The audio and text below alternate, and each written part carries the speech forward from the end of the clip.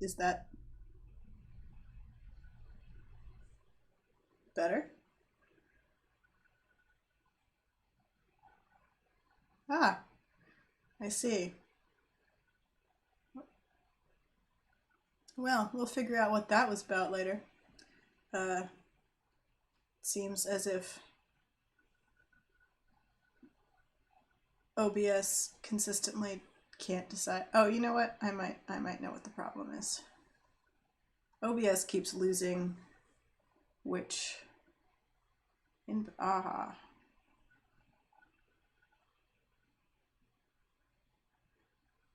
maybe now everything is good. Maybe what about now? God knows. Oh, now it feels like there's no noise at all? No? Oh, I've accidentally paused my own stream. That's why I can't hear myself talk. Okay, good. I fixed my audio settings, I believe. Um, I think they were sort of, yep, just fiddling with mic stuff. Sorry, everybody.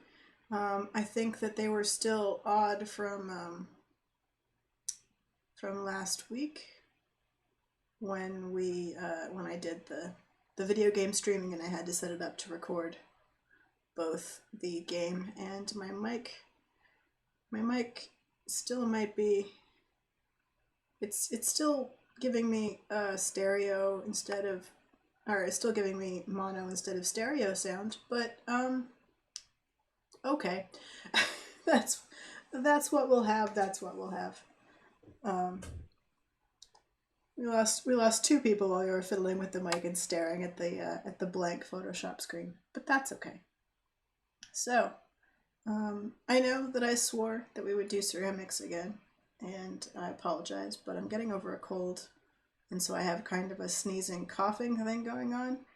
And to spare you that, I try to mute the mic when that happens. I did that last week when I was playing Stardew Valley. I was muting for sneezes the whole time, and you can't do that while you're working with ceramics. It's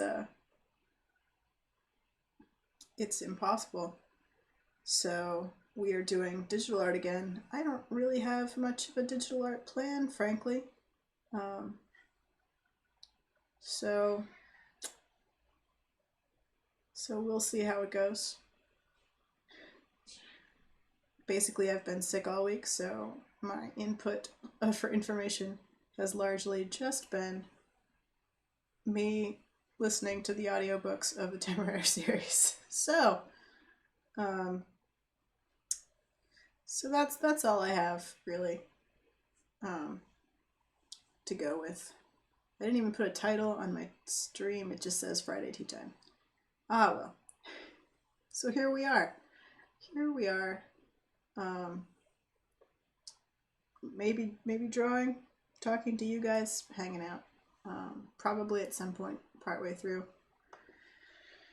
We'll just end up doing some sort of like sketches of requests or something because I don't really have a plan. And this is kind of the first time I've streamed without having a plan, so let's see what happens. I'm yeah, obviously I should do some English dragons though. So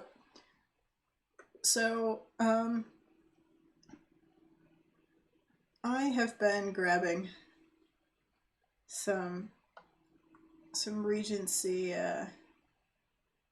some Regency reference, and then I put it somewhere, and now I don't know where it is. Ah, it's over here.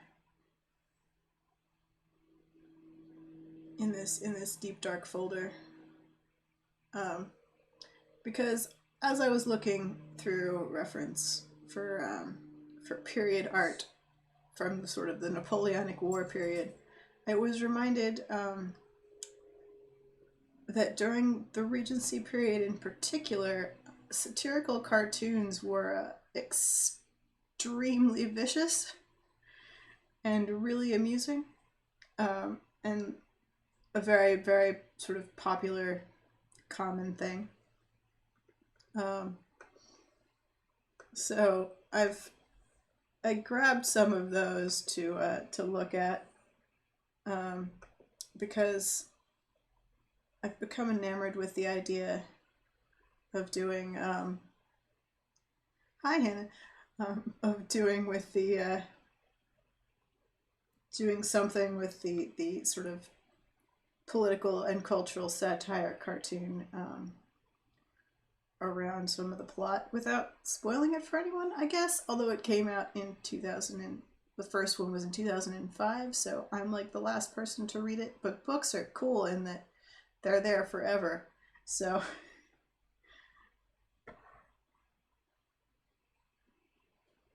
is the video and or audio paused? It should not be. It should all be working, Hannah. Unless I've broken it somehow, but I'm showing as streaming and as still having audio. So so yeah, there's just nothing's happening because I'm showing you cartoons. But that's kind of what I landed on, was these sort of hilarious political cartoons. This one is particularly horrible and sexist and amazing, in that all of these are the names of British naval types of British naval ships. So not all naval ships anyway. So, but anyway, during the Regency, the Regent was very unpopular. So there's a lot of sort of vicious cartoons about that kind of thing, but also just general like satires of the upper crust in general.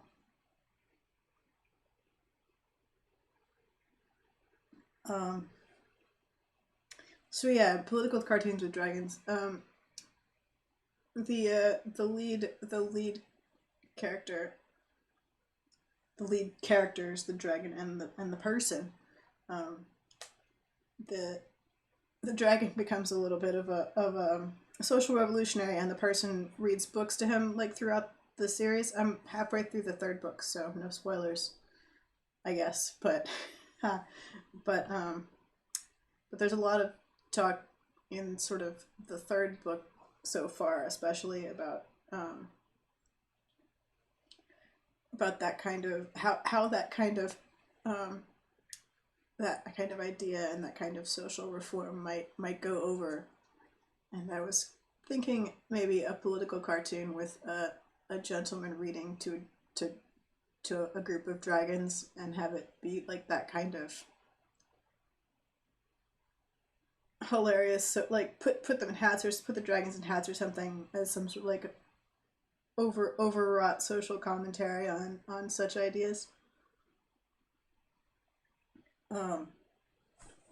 So that is a concept to go over anyway. But we've streamed for quite a bit without drawing, so I'm gonna pull up some old sketches I've got of actual, oops, not that, of actual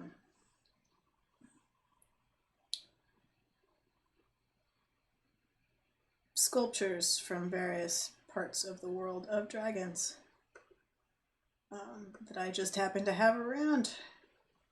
So I think that's a French or Italian candle stand. Was in the Getty Museum in Los Angeles. And then the others are from bronze Chinese vessel with dragon decorations, handles, and I believe the larger dragon was a pouring spout. I don't remember They're from the Peabody Museum in Massachusetts, in ye olden times when I lived on the East Coast, which has been, I want to say 15 years ago.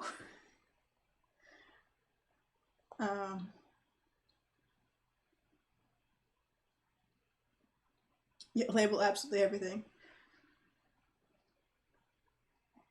So I don't know that we'll do a full political cartoon today. I don't know how far we'll get. That's just sort of the concept that I'm playing with. But the first thing that I kind of have to do is figure out how I want to draw the dragons. Because although I have a lot of sort of sketches of representations, there's descriptions in the book that are fairly specific. So that it's pretty clear that the main character, although he's from China, is not sort of the long snake-like oriental dragon exactly. There's also some scale questions, because in my head I realized that I make them all much smaller than they must be based on the book descriptions for whatever reason. Because there's like a full crew of people running around on a dragon, and in my head they're like, I don't know, the size of like an elephant maybe. A longish elephant. So so there are some questions. So I'm just gonna start, I think, just doodling like a sort of the concept of it. He's described as having a long neck, a long tail, and I kind of picture them as more cat-like in shape. So, you know, kind of that sinewy, flexible spine, longer body, with like a heron neck, kind of, you know. Um, but a deep chest, because they're described as having air sacs sort of in their lungs for buoyancy, and also the main character basically like air blasts things into shards. So kind of a thick body shape, but with that kind of cat flexible like spine, deep chest, flexible long neck. Improbable physical form, but you know, we're making a certain amount of allowances for magical fantasy dragons.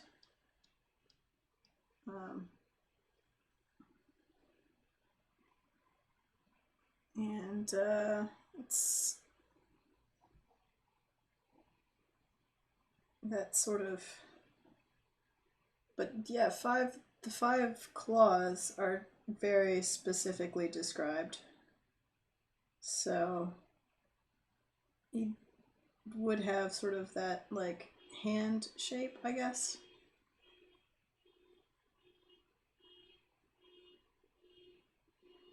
They're air breathers? What, Hannah? As opposed to, yeah, oh, as opposed to fire breathers. Ah, yes, I've caught up with the comment now.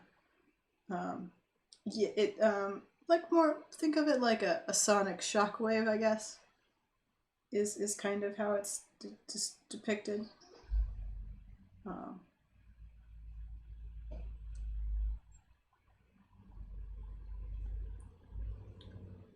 As opposed to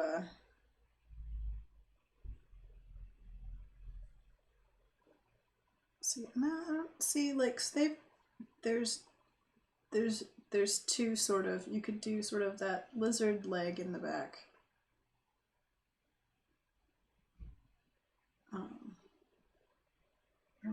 But, well,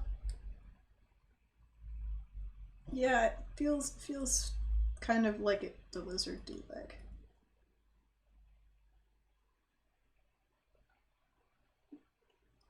But, I don't know. I don't know.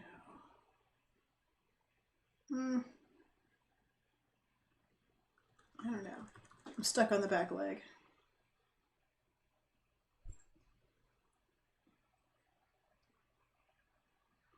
Like that, if we're, perched. That feels weird. That feels weird. Let's look at my cat. Hey Jack, show me your back legs. Thank you.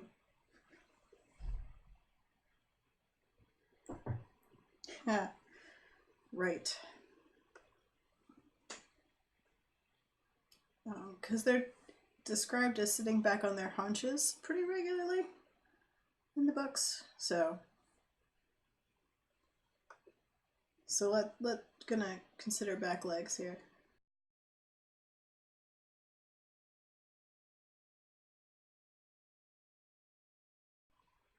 Okay.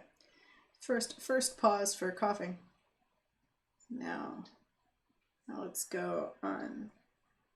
Let's look at Komodo dragon skeleton. That it makes perfect sense that I would look this up. I want to see how their legs attach. Well,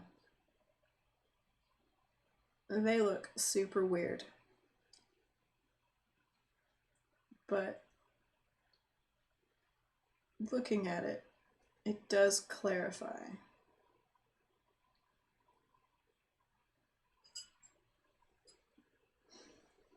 It does clarify the problem somewhat. So that versus, let's say, a tiger skeleton.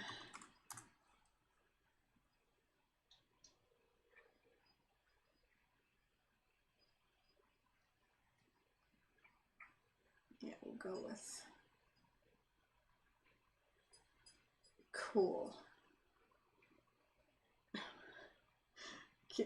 Kitty Cam, dragons and hats. What's dragons and hats? Dragons and hats. I've got to put a little bit. Look, I haven't done any preparatory work here. I got to put a little bit of thought in before we go straight to dragons and hats. Just for my own sake.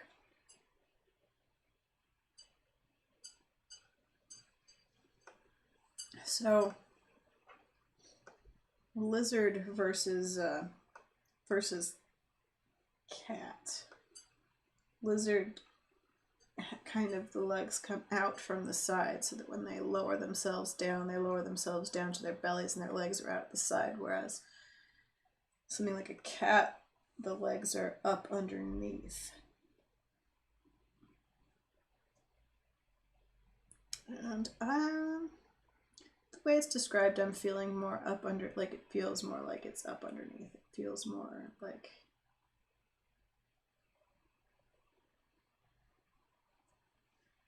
more tiger than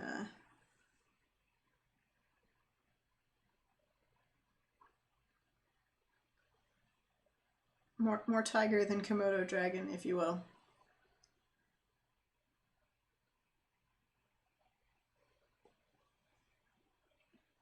Yeah, yeah, maybe. What kind of dinosaur would we go with? Let's just go with Velociraptor, cause why not?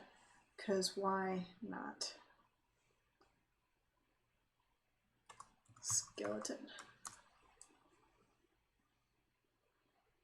Oh dear. Not Wikipedia. That won't help anyone.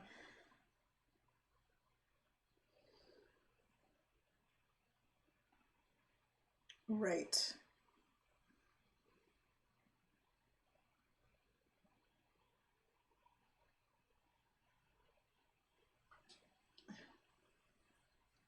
Well, who knew that an actual velociraptor skeleton would be so hard to find a visual of on the internet? We're just gonna go with this illustration. Seems fine.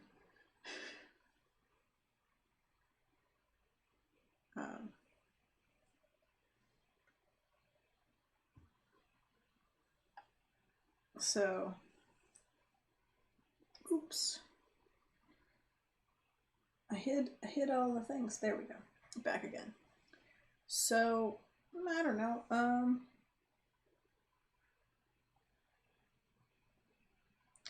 Yeah, that's got kind of a better sort of barrel chested bodied, but it's dragons have 4 legs and it doesn't need sort of the tail. But well,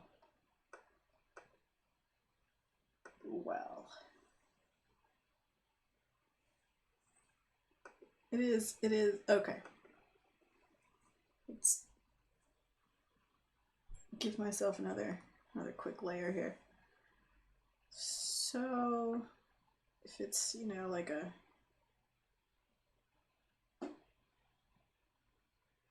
the dragon head, and then here's the spine, goes into the body, and then pelvis, and then the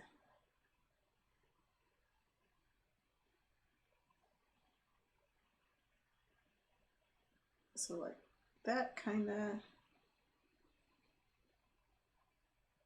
and a big breastbone, rib cage up here. Then it can't have the little tiny, so then there's the whole like, where do this, it can't have the little tiny arms because it needs to have the sort of full size, which means I feel like this needs to be smaller. Oops. Left my feathering set to 100% on my lasso tool for some reason.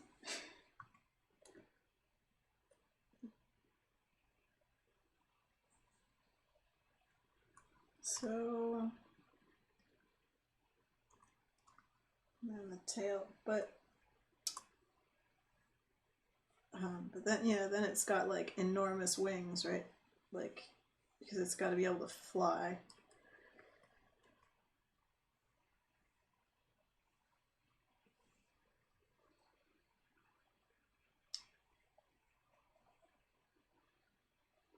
So then, how is this covered in? How is the muscle work here? This is right, and that's the.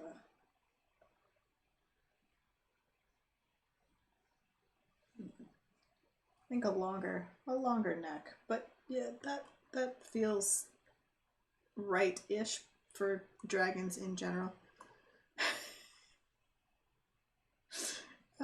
Hey, Auntie Shepherd. I'm so glad you're here. We're drawing dragons. We're drawing Napoleonic War dragons. Because that's basically all of the input I've had for the last week, and Naomi Novik liked my Twitter post, and that felt like I had to.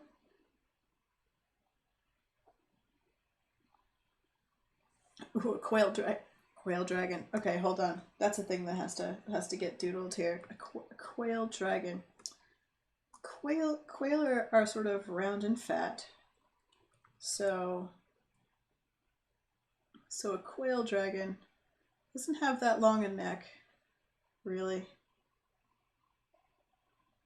It's got a big, deep chest, and a little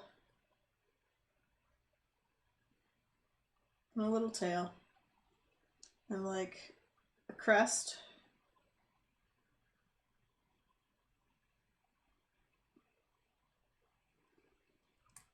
And it's true. It's true. You haven't been fixing my poles lately, so it's gone off the rails.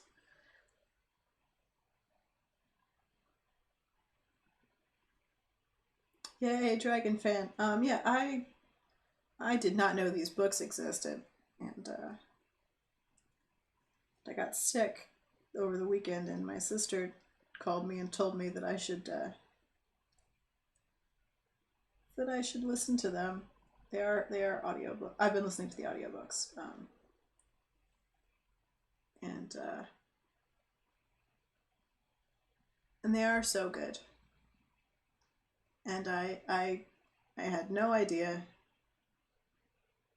Um, if I were going to summarize them, I'd say they're about a very clever dragon and his person, who is, as far as I can tell, the nicest man in the world. um, and it's all very charming. Um, and I've enjoyed it. Oh, let's see. What kind? I guess I feel like he has some kind of like quail markings. If we're like, I'm willing to let this devolve into you guys just shouting out kinds of dragons that I should invent. I mean, I'm not. Yeah, he needs a little. He needs like a stripe. That's what he needs. Oh, I'm not devoted to any particular plan today. I started without one, save that I like Regency fiction and dragons. So I don't know. I think that we could probably just do whatever you demand. Really, I'm not. We are digital arting so that I can mute my coughing for the sake of everyone involved, and otherwise we're just gonna draw whatever. Um, and if I get really desperate, I'm gonna whip out the the David Napoleon fan art and have some fun teasing Napoleon over his favorite artist, who is just the most hilarious suck up. And no, he's got little front feet, I think, because he's a quail. So so he's mostly legs and wings and chest. Give it a little. And he has wings, but they're like daintily folded wings, you know, just just tucked over,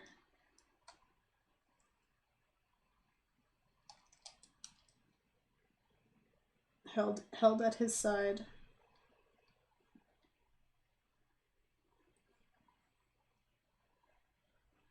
But I think they have, like a nice stripy pattern or something. Like he's got decorative quail wings.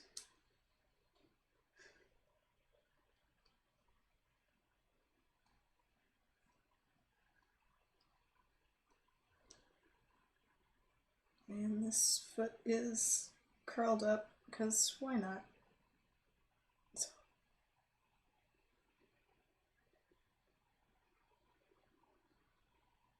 just sketch this in. So there we go. That's my quail dragon. Got ourselves a little quail dragon here. Um, just put him up here in the corner. Yeah, he has just. I liked his little. I like his little quail crest going on.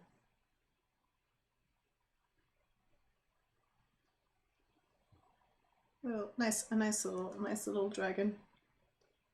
A small dragon.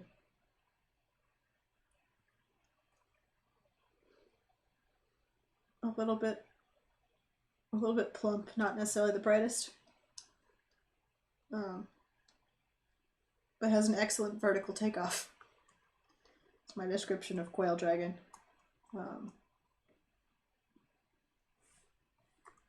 So I forget what layer everything's on. There we are. So back to how to make an Oriental dragon into the Oriental dragon description in the book, which is different.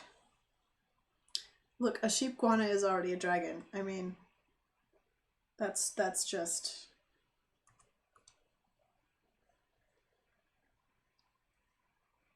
I mean, they breathe fire and everything. Oops. Sorry for the wobble there.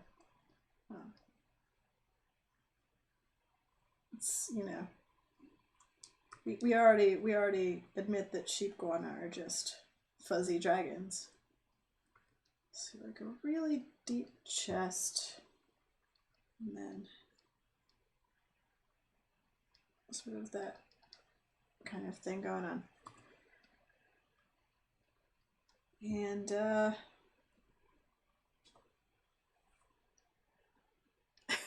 dragons with hats is perfectly acceptable, but the sheep guana, obviously a sheep guana is already a dragon. You don't need to make it into a dragon. I have a special weird affection for alternate history and art that sort of pastiches historical styles in sort of a surreal way. Just like faking history almost, you know, like an old advertisement from the turn of the century, but with robots, or, you know, political cartoons from the Regency era with dragons, that kind of thing. I don't know why exactly I'm so fond of that sort of visual, but I've always liked sort of props and verisimilitude to a world. I like imagining the sort of mundane accoutrements of living in a world, so not just the hero's armor and, you know, that kind of thing, but the armor cleaning brush advertisement posters there that are up in the alley, just the little sort of extra bits of world building that the visuals create. So let's... I drew a skeleton, and now I'm ignoring my drawing. The skeleton goes, yeah, there.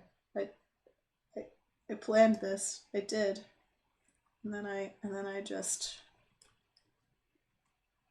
just completely ignored it. There we go.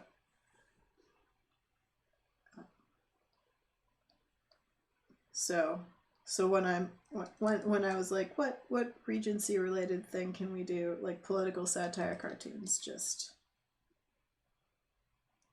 I don't know, they're more interesting to me because they're not the kind of thing you see all the time. Like you see the sort of portraits of, like, you know, Napoleon crossing the Alps. And actually, I think did I pull Napoleon crossing the Alps? I surely pulled a picture of Napoleon crossing the Alps. Just go on an adventure to find it. Ah, there it is. So, you know, kind of get like the you know, a sergeant portrait, or like David's Napoleon crossing the Alps here, which is, I'm gonna call it Napoleon fan art. I think I've always thought it was hilarious. It's very Saint George and the Dragon-esque too, so it's a little bit saint-like and heroic, and yeah, it's anyway, I feel like you see a lot of sort of that stuff. The art that the big art that's hung in galleries, the important art of political figures and that kind of thing. But you don't get a chance to see a lot of, like, the the obnoxious political satire cartoons complaining about the excesses of the Regency, or, you know, very specific political issues of the moment, mocking the excesses of the upper classes, that kind of thing. Don't so, I don't dragons so I don't want to like totally spoil the plot, and also I haven't read all the books. There's like 9 of them or something, but no, dragons don't have many rights at all, really, in England. Um, it's kind of a plot point, and one of the big sort of sticking points involves sort of going to China and seeing that they're like, you know, dragons have jobs and make money and possess currency and that kind of, you know, choose their own career. It's very they do. Okay, Chinese, we're not going to talk about Chinese history. That's a whole other thing. But so there was a whole robust structure of education and testing, and an important family wanted their sons to do good on the exams because that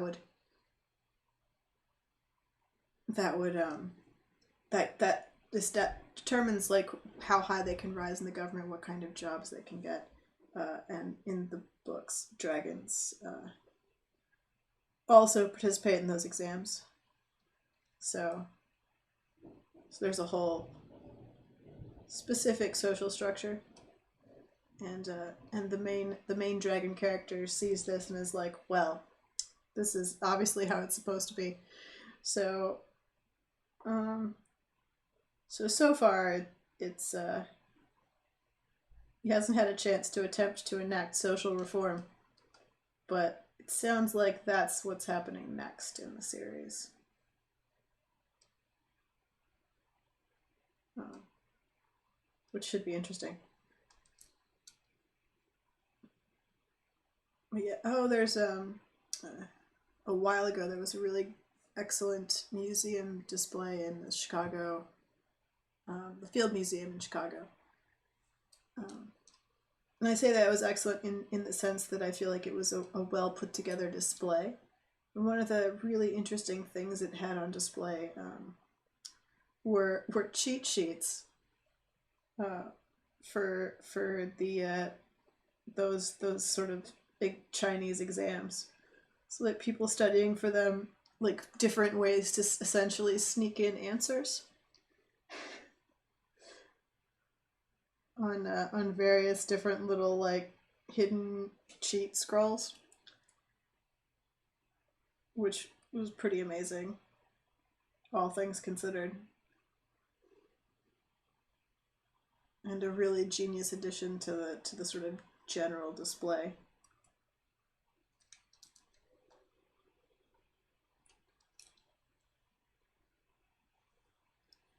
So yeah, um, through the whole series, the main human character has been reading to the main dragon character, uh, and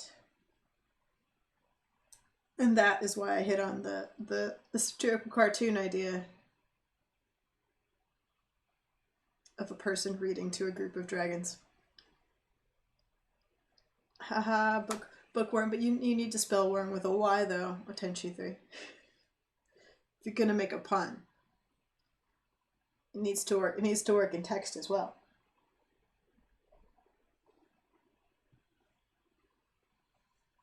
So, just yeah, that seems describes his tail as long. We're gonna go with long.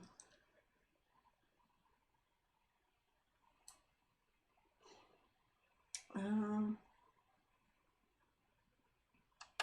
and then wings with 7 different sections, which is a lot. And I'm not convinced that this setup that my system here works. That's 1, 2, 3, 4, 5, 6. There we go. 7, right? Yeah, that's how counting works. Yes. So sort of,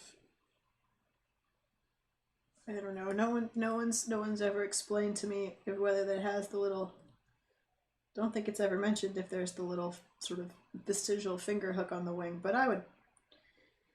I mean, you know.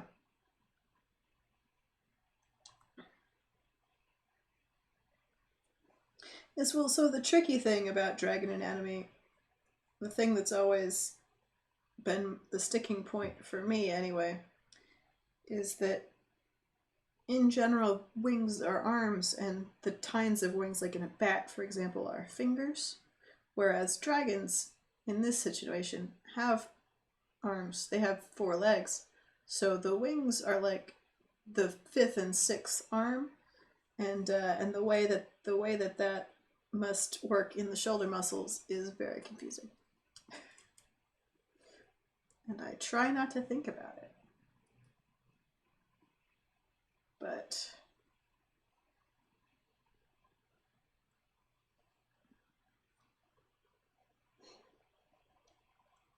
okay. Now we have to deal with sort of a visual thing. Let's close some of these reference skeletons here. It talks about having a ruff and tendrils, but no hair. So it doesn't have the mane or any antlers that you get sometimes in sort of dragon paintings. Instead, there's like a ruff with like webbing that can lay down or stand up.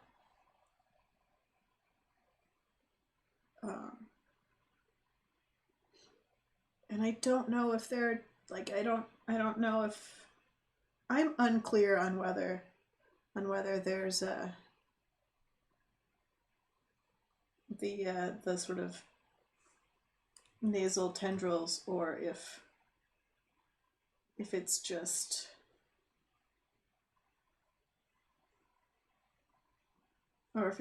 sort of this ruff of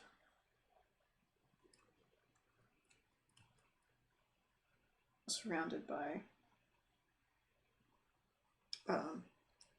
and I say that I'm unclear because I feel like sometimes my idea of what something will look like, if I've already got a preconceived notion, doesn't necessarily have anything to do with the words that are being told to me. That because I've seen a lot of stuff that describes Oriental dragons, that I may be predisposed to have an idea of what they look like without actually listening to the information and being presented. But that's okay.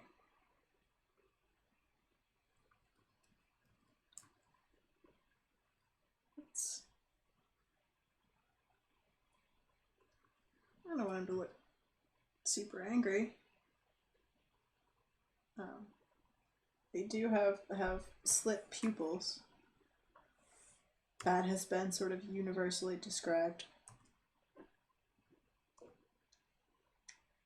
Yeah, they'd have to have a specifically evolved bone structure for dealing with the extra wings. So that's, yeah, I'm gonna go with that. With this general, I'm gonna make his head smaller though, in relation to the rest of his body.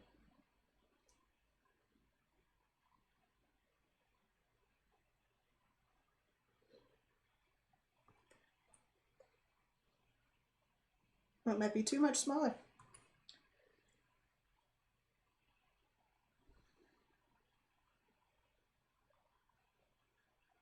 something like that. So, and yeah, I'm going with the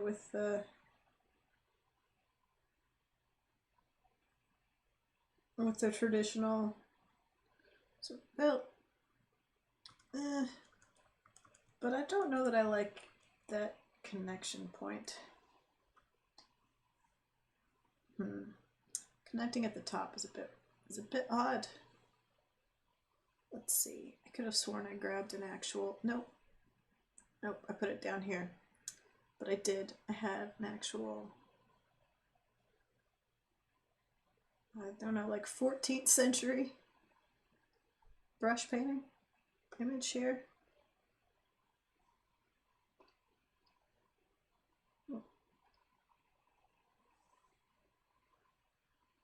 Well, that does not clarify in any way, it turns out.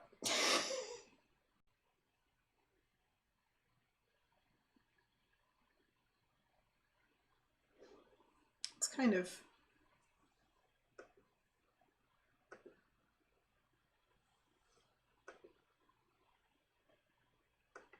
at the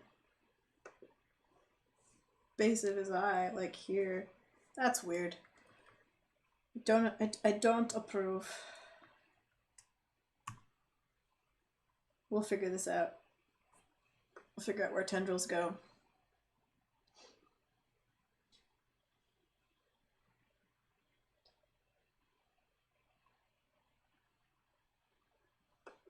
And do something with that. Okay. I mean, there's the catfish thing going, so it would be like, I don't know, like whiskers? Now that's weirder.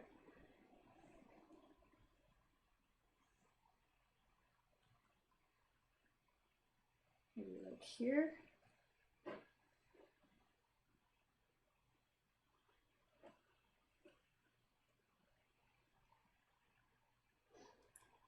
Or maybe not at all. Oh, also a forked tongue for some reason.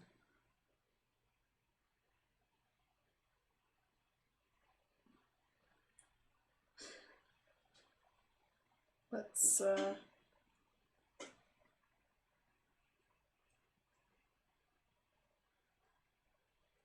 so let's assume that this rough and tendrils thing is just that.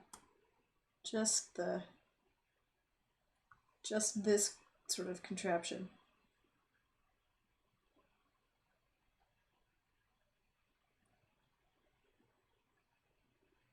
And that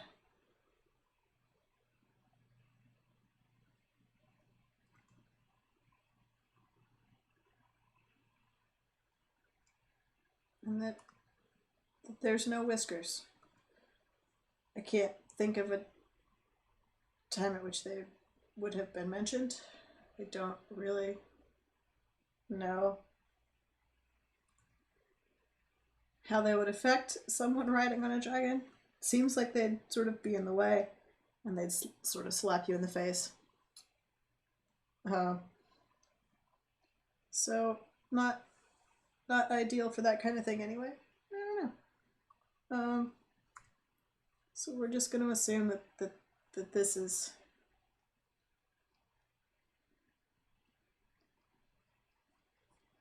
is what there is.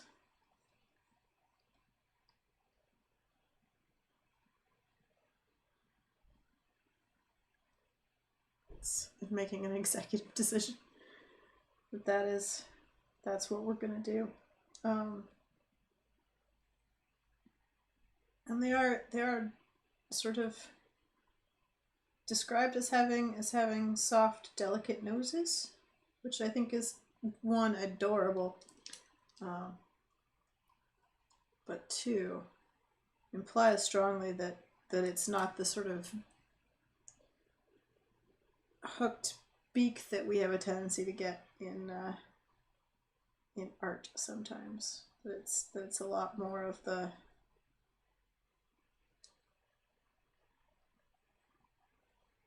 more sort of mammalian nose, I guess you could say.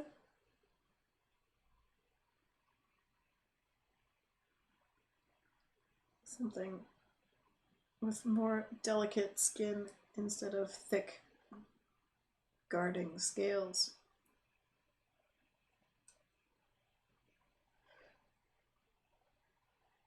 So yeah, that's it's kind of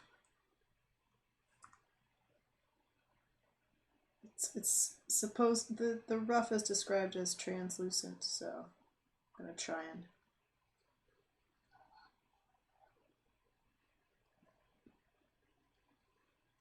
and get the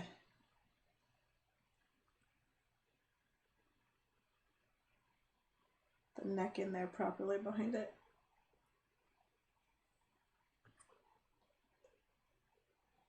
So that's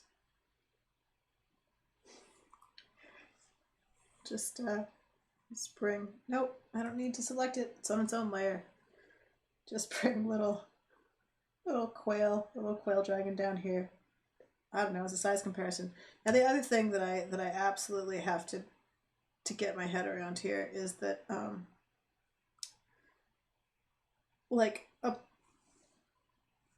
dozen, like a bunch of people are like on top of, on the side of, and underneath this dragon in descriptions of what's going on. So like, and a person is described as sort of just sitting like on in the crook of his foreleg. So like, it seems to me that like an actual person must be like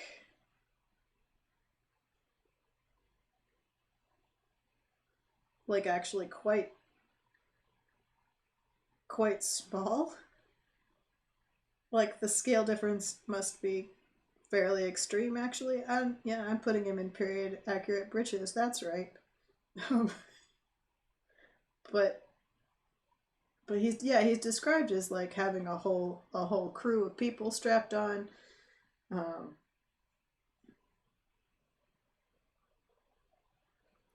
mean, at least a dozen, I think more. So that the scale is actually quite large, which I don't know, like in my imagination, where things don't have to make sense. I have the scale more like this in my head, really. Where like this is the main character and this is the dragon, but like that's clearly not the case, based on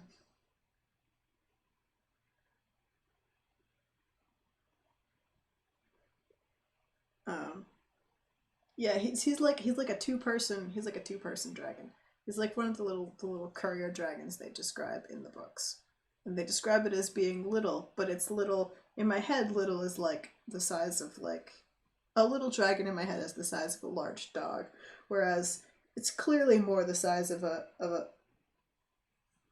like a horse, like multiple horse, like a big horse or something, you know. Um, tiny man is proud. Tiny man is proud of himself.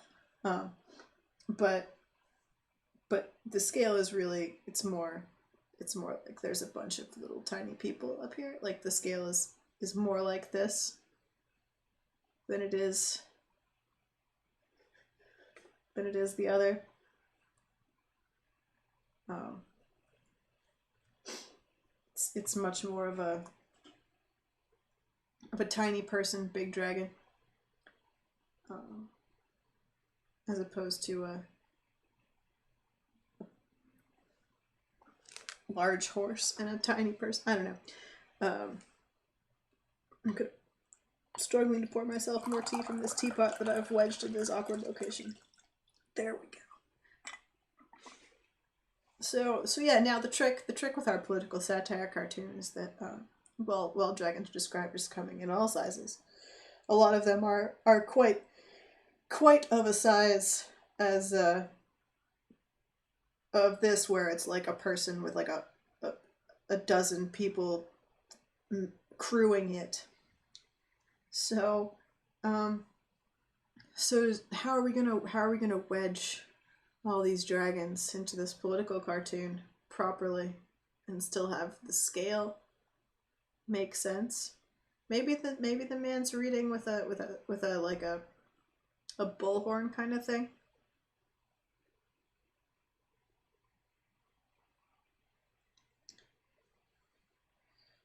So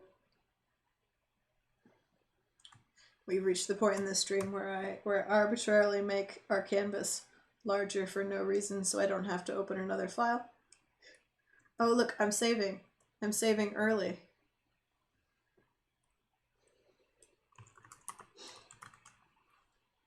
Saving at the start of the thing.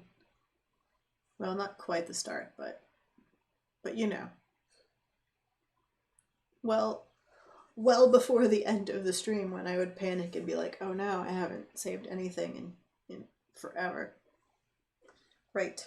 So, political cartoons. Just close that. And that. Closing files.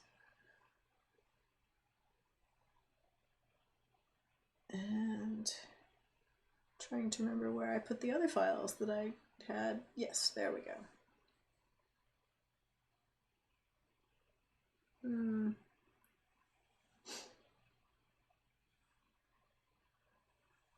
I think something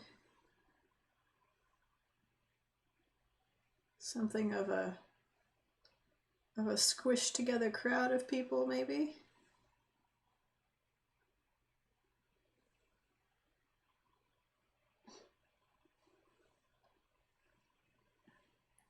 Something where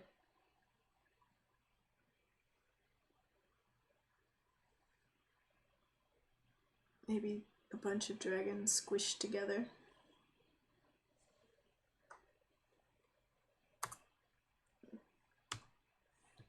So something like, okay, let's see, a rectangle here. Thumbnail time. So I feel like we need a full size person, you know.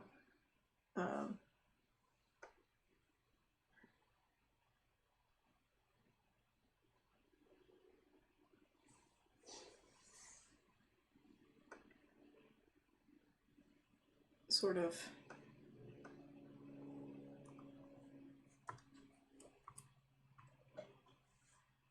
how, you know, like yay big.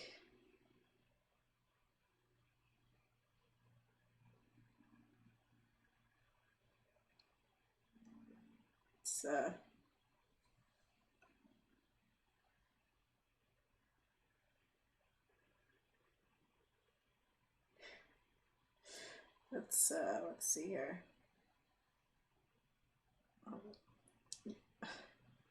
Oh no, you had to eat pizza. Let's.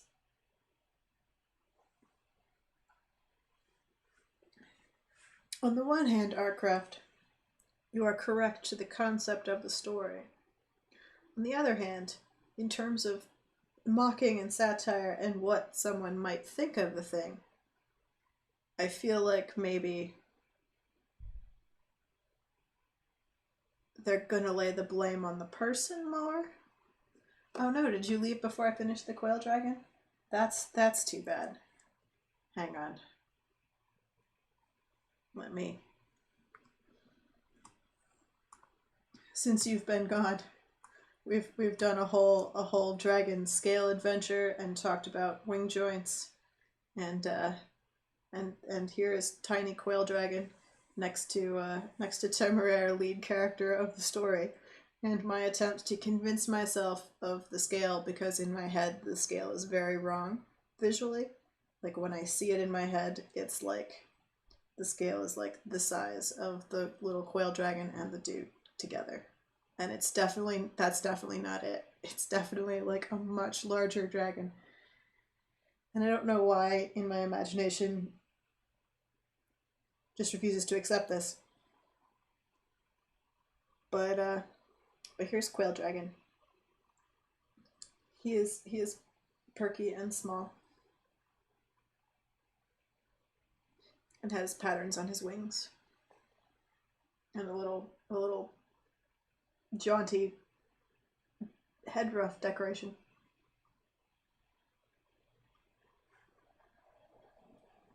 And and yes, now we've moved on to Regency political cartoons.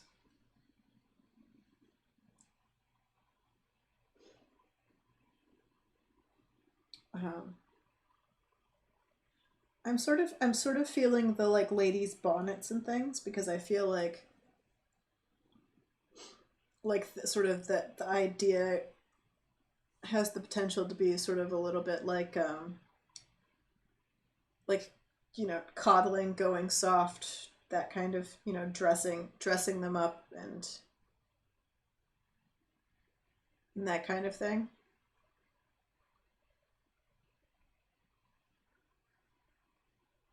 Just as a concept.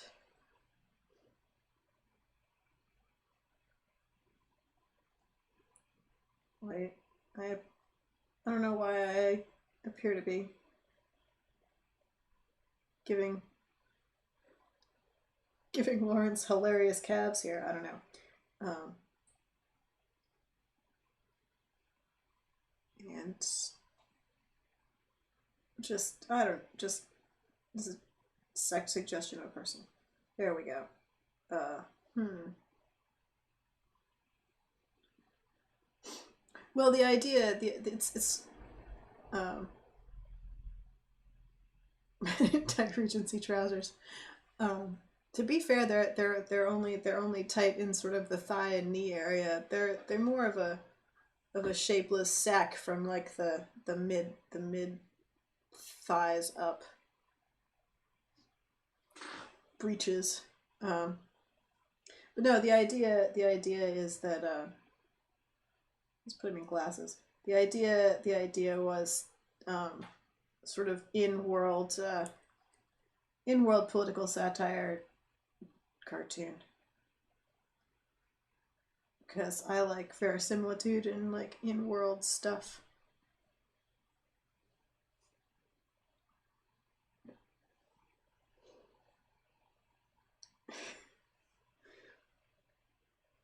Hmm.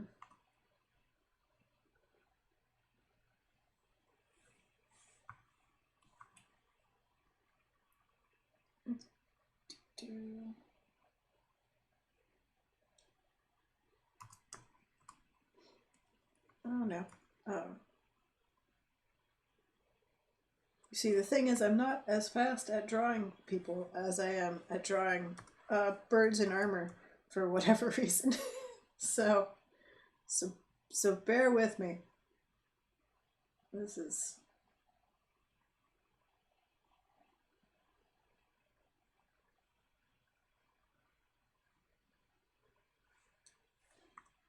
just sketching.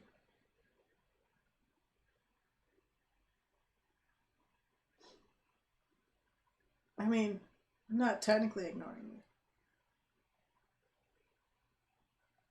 It's well, I'm not trying to mimic the style yet. I'm just doing the just sketching. Um, no, you're gonna let me sketch this idea, darn it. And then if you want to move on to designing a, a,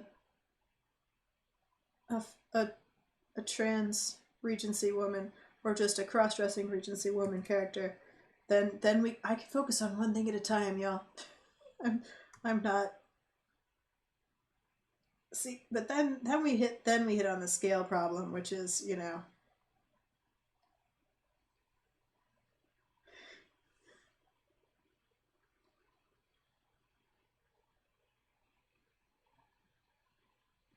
well, it's technically illegal for a woman to dress as a man in Regency, uh, Regency England.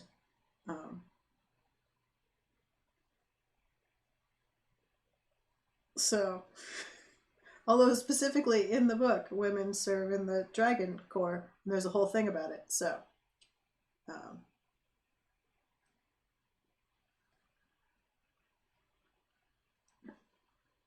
so anyway, my point is that if you're dressing if a woman dressing as a man in Regency time, it's not necessarily that she's a butch lesbian. She could be living her life as a man and therefore be either trans or non-binary. So let's not make assumptions about Regency women in trousers.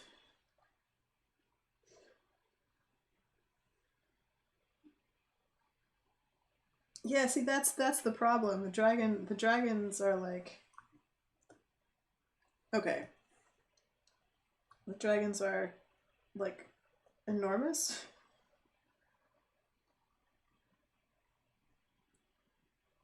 So it's like I kind of want like a crowd of them, you know, like all wedged in together, like trying to shove each other out of the way to listen.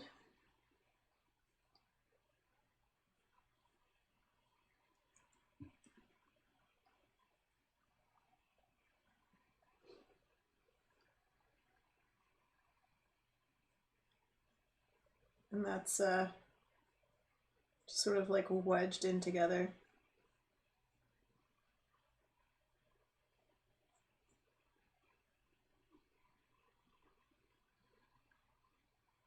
with like, I don't know, a tiny top hat on. This uh, that's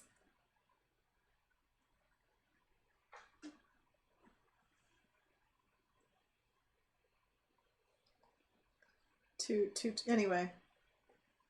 I'm beginning to see the visual trouble with this particular cartoon.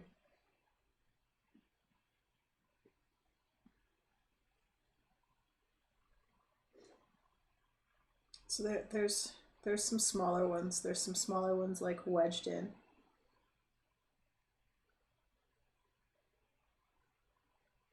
like being stepped on.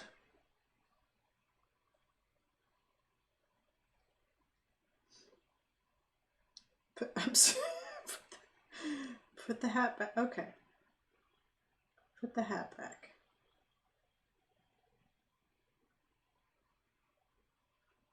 Put the hat back. Um, I apologize.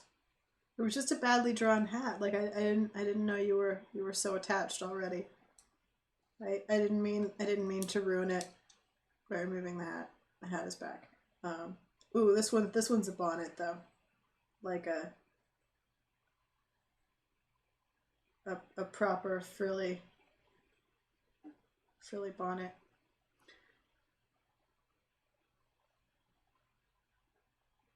Let's see.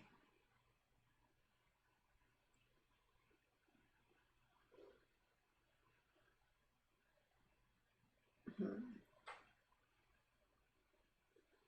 I don't know where to put one. Okay, wait. I'll figure this out. Okay, this one's got one of those hats with like a hilarious amount of stuff on it.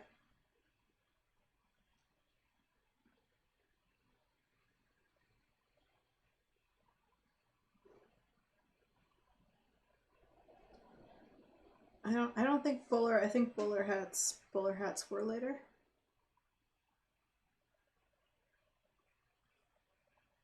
But I am not sure.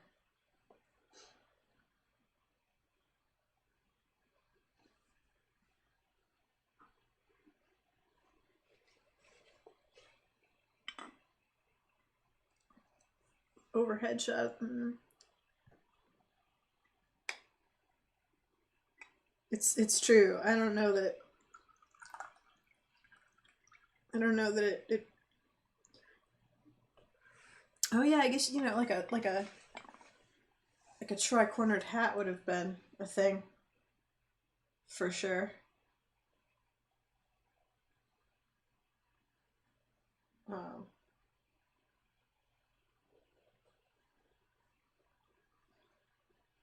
So we'll give this one a captain's hat, I guess. I'm not convinced I know how you're supposed to wear a bicorn hat.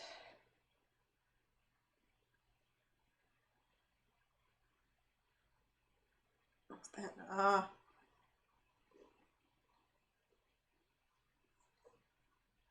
Well. Give this one another tiny top hat. And I'm not sure. Okay. Because we're still just getting over wearing wigs in the Regency, I believe.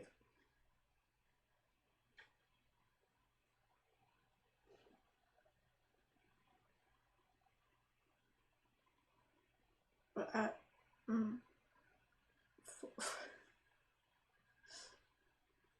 political message hat. More dragons, more hats. I mean, so look, let's give him a pile of books. That seems like a thing that we should do. That's just whatever. It's a badly drawn pile of books. It's the idea across.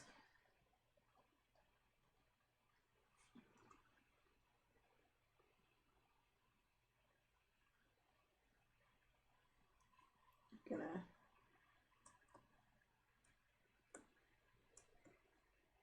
sort of trim that down.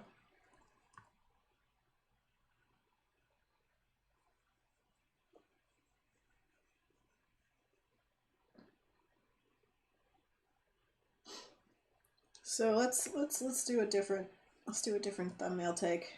I don't know. This one's it gets the point across kind of, but it doesn't feel, I don't know. It doesn't feel like it's doing the job exactly.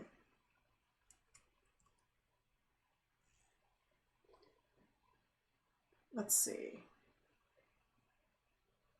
It's getting out of hand. Too many dragons, too many hats.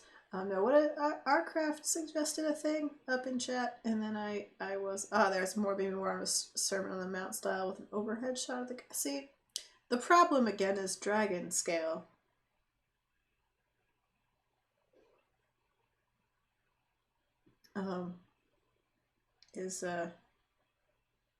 Is the scale of the creatures involved, because if you've got like a dude up here making a point, like the dragons are like you know, just like enormous, and it's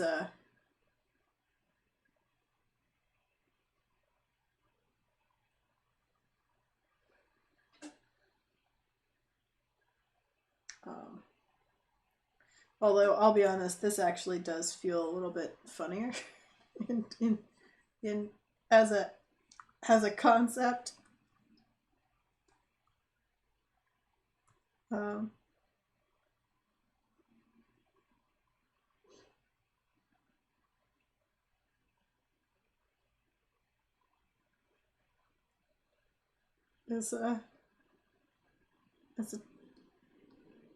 Is a tiny dude on a cliff with, like, I don't know,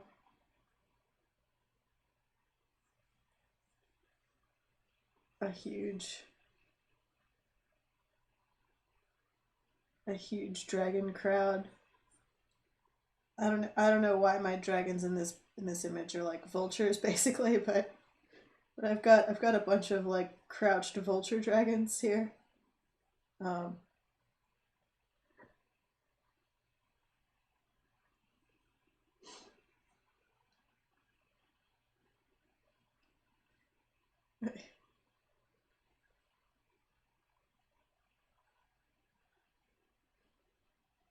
And then there's one squished in here.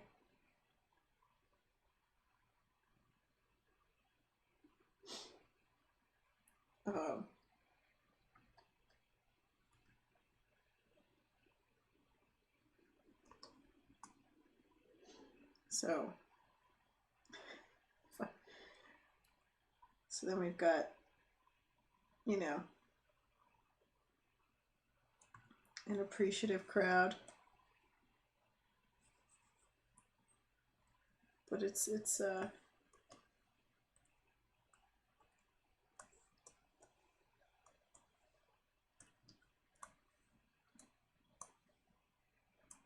still kind of, I want to crop it. I want it to feel squeezed. Like it feels like it should feel like a weird, crowded, claustrophobic kind of situation.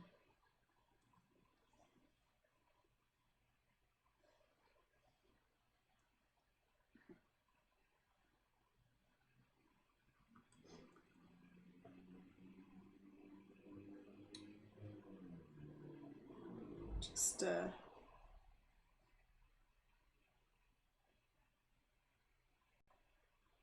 squeeze them all in together.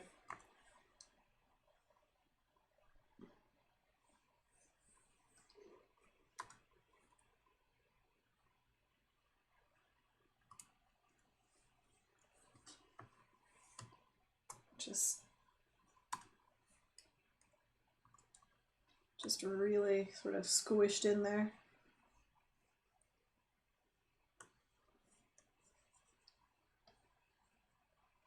Kind of like that.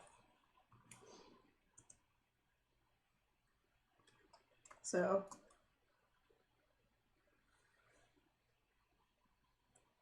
those kind of concepts.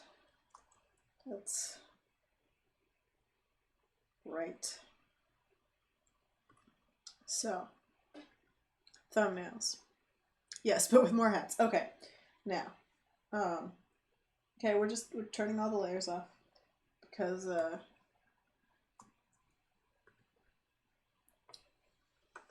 look, if you guys want me to figure out how to do a Regency lady in gentleman's attire, I need to look up some gentleman's attire. Frankly, let's dig into the old reference folder. What is in the reference folder? Do I have a Regency folder in the reference folder? That sounds like a thing I would have.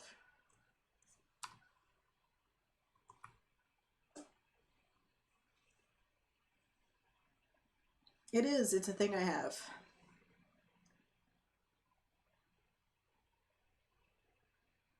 Oh, I have an excellent painting of a portrait of the Empress Josephine, in fact, in my Regency reference folder. And let's see. Oh, and a lovely painting of the Duke of Wellington.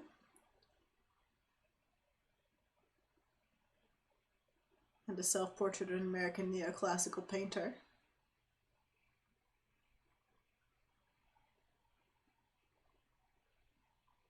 And a painting of the Regent when people didn't entirely hate him. Oh, and Mr. Darcy as played by Colin Firth.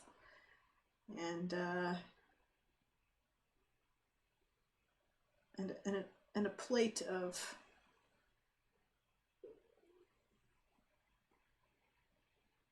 okay. I don't have a lot of full body gentlemen, actually. It's mostly the torso in these things. Oh, screw Beau Brummel. He ruined fashion for men for generations.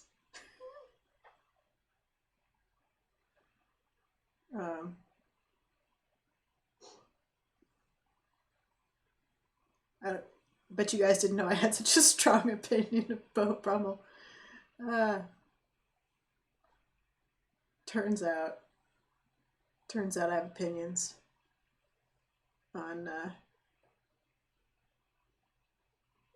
Beau Brummel that I am prepared to shout at you.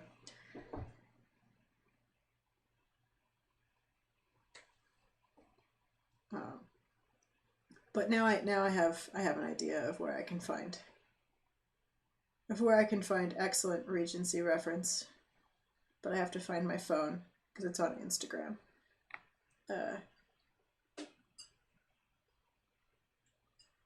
There's a young man in England who is a period tailor. And if I can find anything he has posted, I can find an excellent full, yes, Pincent Tailoring, Pincent_tailoring is his,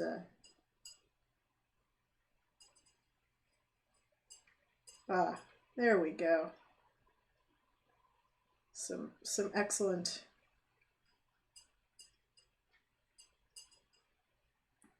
images of the trousers.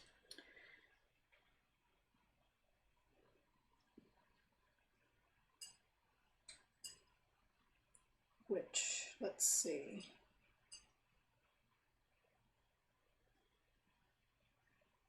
There we go. Right. With dragons or with quail, or with the quail dragon. I'm confused about your directions. You're going to have to clarify. While I wander around, leaving you guys with this blank white page to look at while I try to find things on the internet.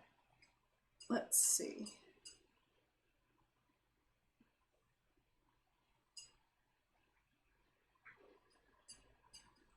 Ah, yes. This will do. Can I save an image from Instagram? Is that a thing I can do? No. Well, I can screen capture an image from Instagram. Okay. Quail dragon is an acceptable compromise. I mean, she can have just a quail. Just, it seems a little anticlimactic, is all.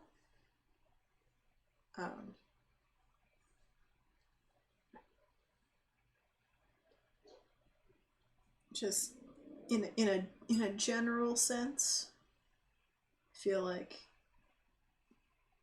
if I had the option between a dragon and quail, I would choose the dragon. I mean, no particular offense meant to the quail as such, just that the dragons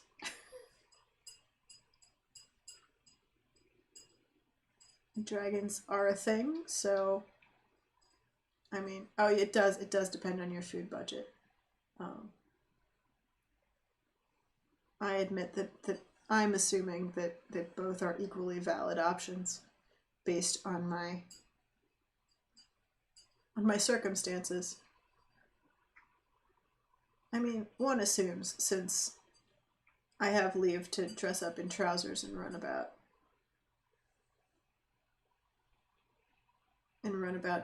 as a gentleman, that I must surely have the means to feed a dragon.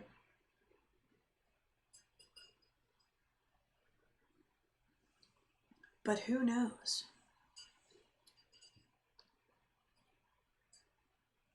Yes, I'm arranging reference images now. I apologize for. Okay, so now I'm going to fall back on my animation sort of process here, which is to sketch in blue. Okay, let's see. Let's give ourselves, first of all, I think that it should be a fairly jaunty pose. You know, sort of proud of yourself if you're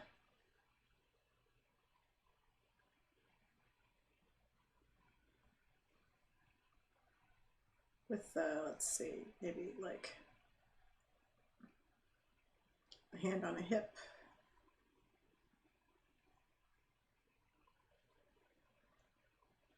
And Oh, I don't know. Do you think we have a cane? That feels fun.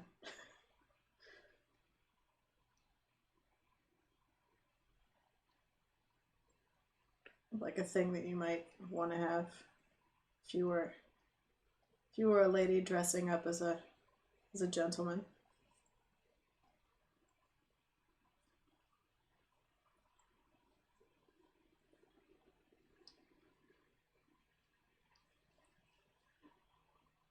And then sort of they've got that like trouser pleat thing going on. And then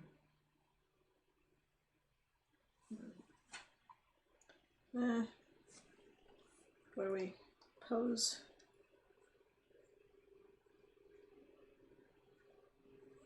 Pose, pose, pose. Weight on this leg. Yeah, sure.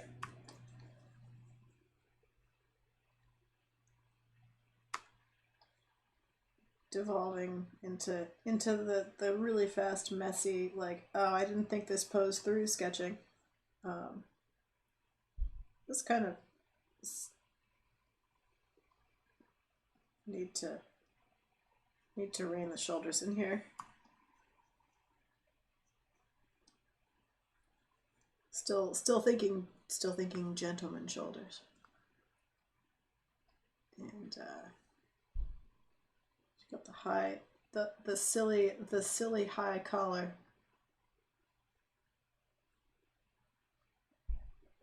See, that's Regency gentleman's clothes shows very little, in fact, to advantage.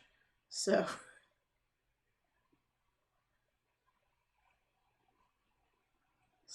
it's in fact more modest than ladies' clothes, save that one can see the shape of the legs.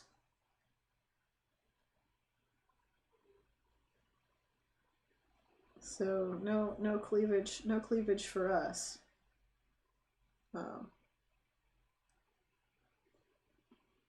But let's see.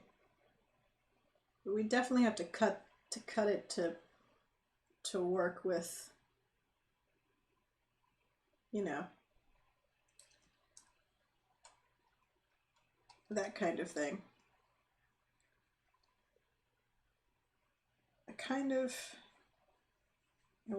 I want more hips is what's happening here. I want more hips and butt. I've made her too trim. That's better. I've made her too skinny.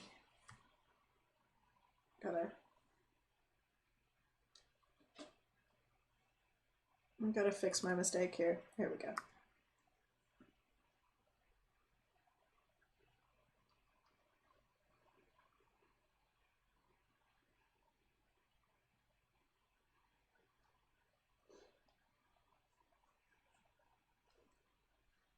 That's better. That's a little bit more. That's a little bit more what I'm going for.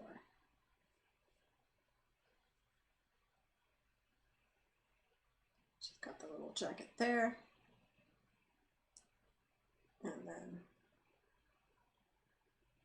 And then tall boots, I think. Cause why not?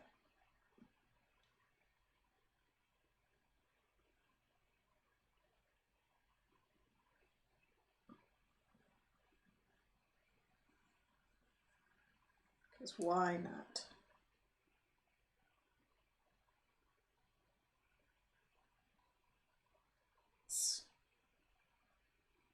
Yay. That is a very poorly drawn foot. We'll deal with it later. I actually find it much easier to draw feet than I do shoes. Don't know why. It's just a thing. Get that weight properly on this foot.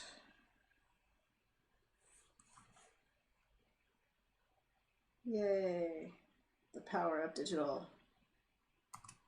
There we go.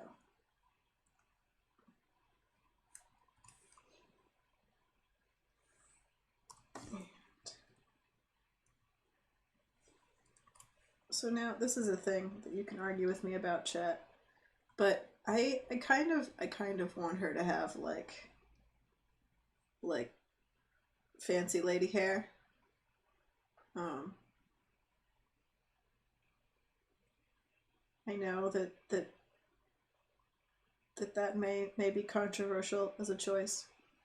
I have an extremely short haircut, but um, I like fancy lady hair. It's um,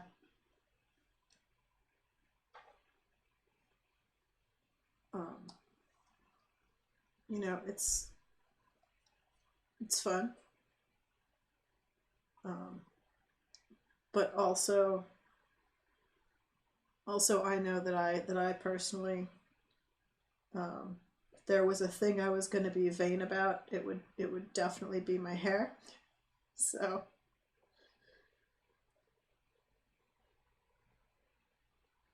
so you know,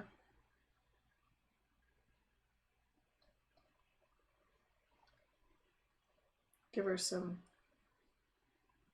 I mean, yeah, not impractically fancy, just I don't know, not a excessively masculine haircut is what I'm feeling here. I just I don't know. Doesn't feel as much fun if it's just a very masculine haircut.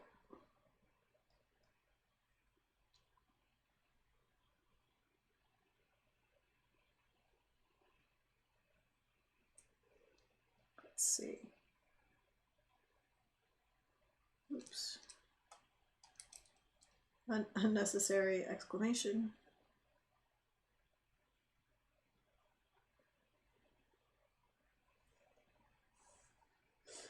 Uh,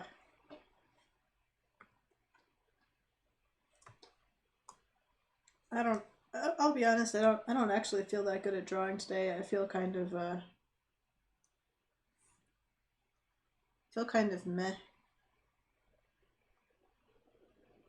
Like I'm doing it even though I don't feel like I know what I'm doing. It's one of those days where I'm like, I don't know. I'm just gonna keep going and hope for the best. So I mean it's not. It is what it is. It's a pretty normal art thing, honestly. Um, part of part of learning to be an artist in general is learning to carry on and go through those those days when for whatever reason you just don't feel like you're doing that great a job. Either way. Um,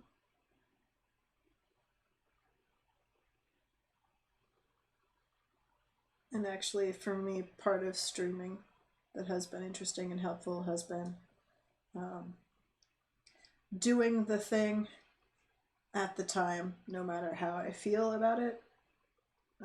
Because art gets a lot of like, oh, you know, inspiration. You work when you feel the inspiration kind of crap uh, around it, which isn't really true. I don't think. Because if you just wait for inspiration to strike, you won't do anything ever. So yeah, okay. Just yeah, how long can I draw while someone? Oh, hang on.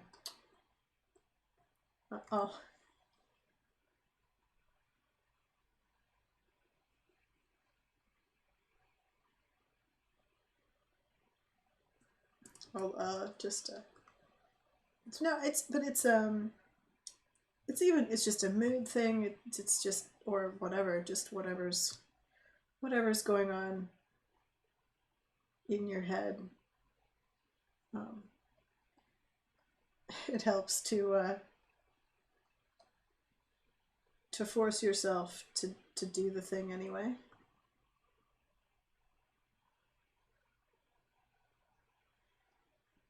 Oh.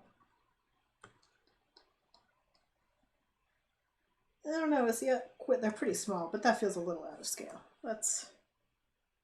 He's a fledgling. We'll just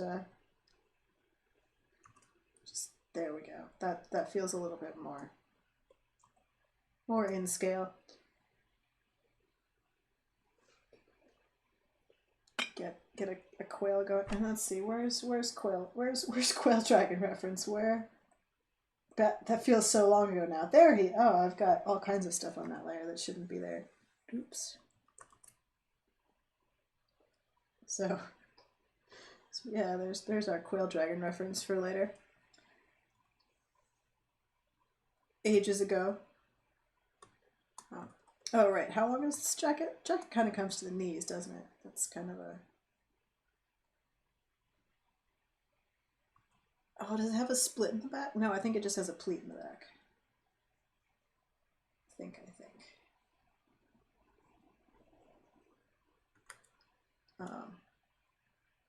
So let's see. Her dragon is like what? Like yay big.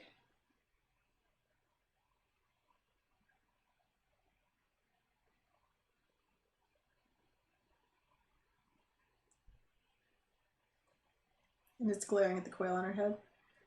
You know, as you do. But wait. Where's tiny scale person? Tiny scale human. There you are. So.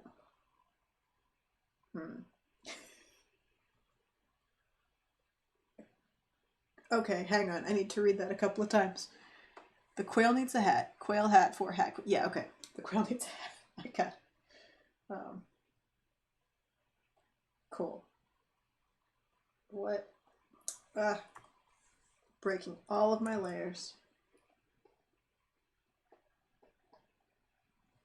Okay, what kind of hat? What kind of hat for the quail? A little a wee top hat.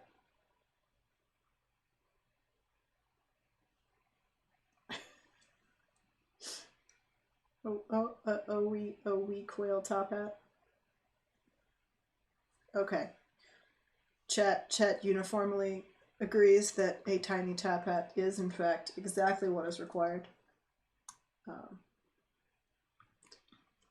Let's move this whole thing over here so we can deal with this dragon thing. It's because scale.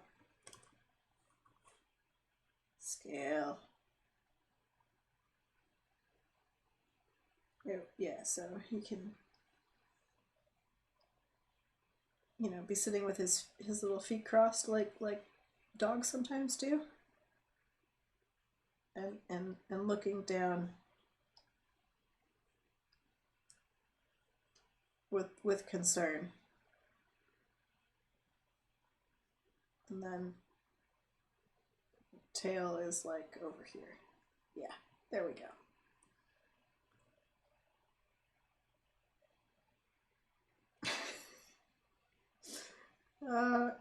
I can just sculpt a quail with a top hat. Like that's just a thing I can do. I don't actually need a sketch reference, I don't think, for a quail with a top hat. But okay, I'm feeling pretty good about our Regency lady here. Just gonna, with the dragon glaring at the quail, gonna widen my canvas here. Just keep, as usual, just gonna keep making this Photoshop document bigger and bigger at random with no pre-planning. Okay, saving. All right.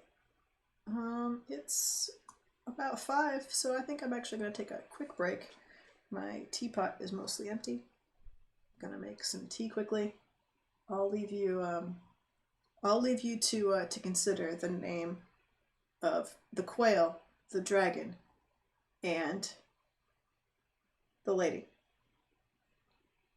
Anyway, I've saved the image, so the reference is saved. And I don't need to remember, Auntie. You will almost certainly remind me.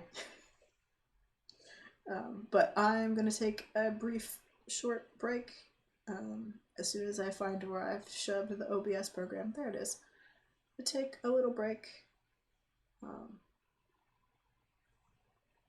Oops. It's not what I meant to move. I meant to move this. Just gonna stick this up here so you guys can look at the image. Because yeah, while I'm gone, consider naming Dragon, Quail, and Lady. I will be back in about 5 minutes. See ya shortly.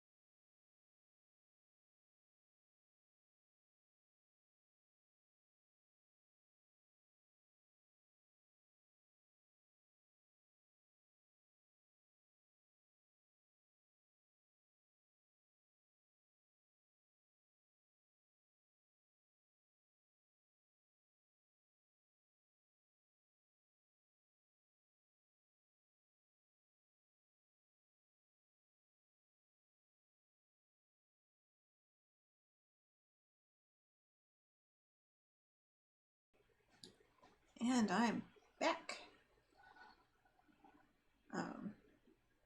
Just in time to attempt to share with Auntie Shepherd everything that she missed about boars. Haha.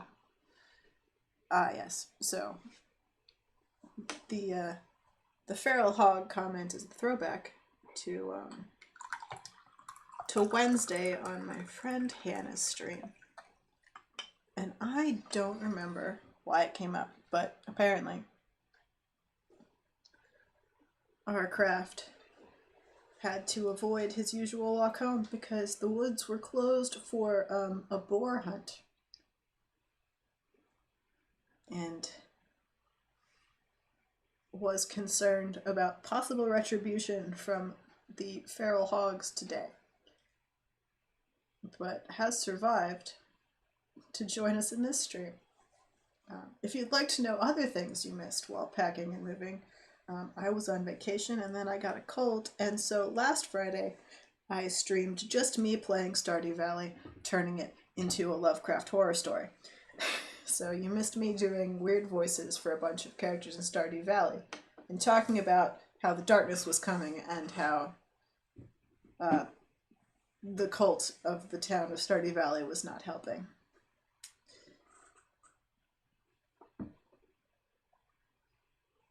So that's don't worry. I had far too much fun streaming Stardew Valley, and we'll probably do it again.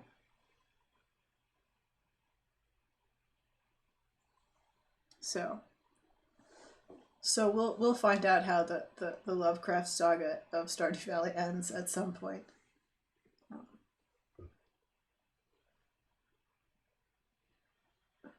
Also, Auntie Shepherd, I sent you a present, and I'm sort of dying for you to get it.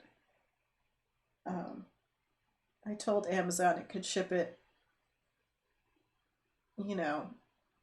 however it wanted. That option that's like, I don't know, do what you will. So who knows? But it's a really good present, and I'm into it.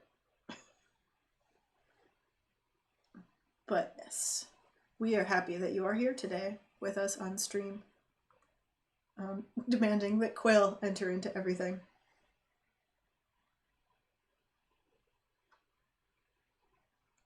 So yeah.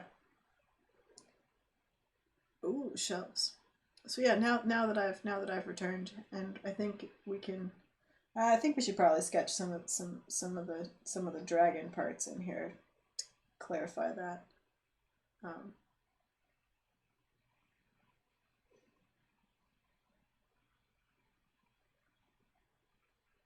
Yeah, our craft. Your task was to share with us the correct number of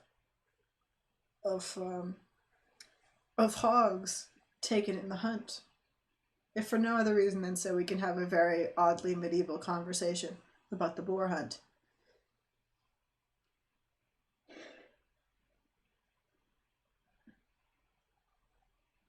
And yes, shelves are great.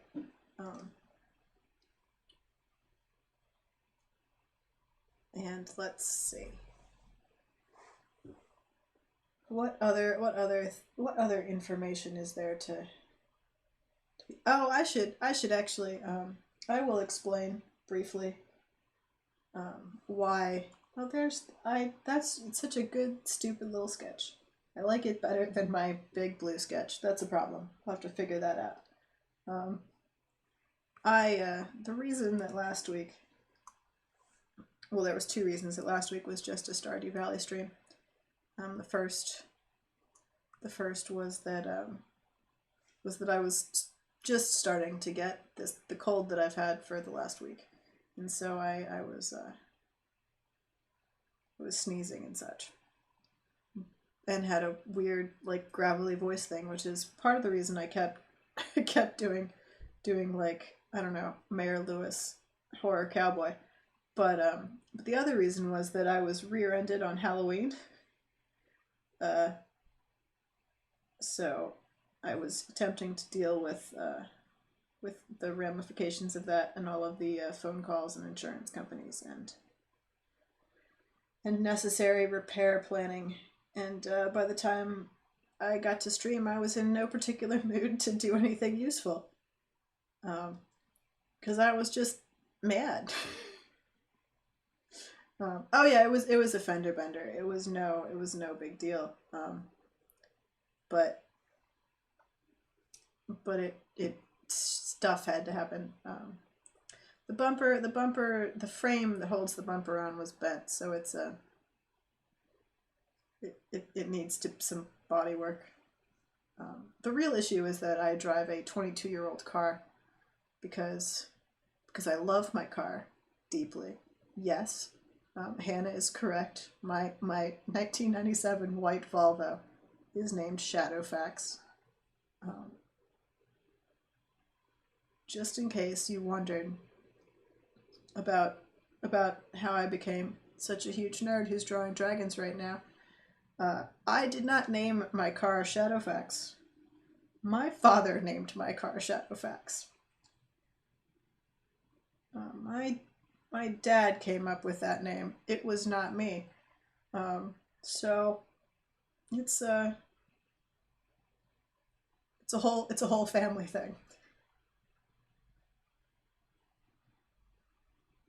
But yeah, Shadowfax needs body work, and I'm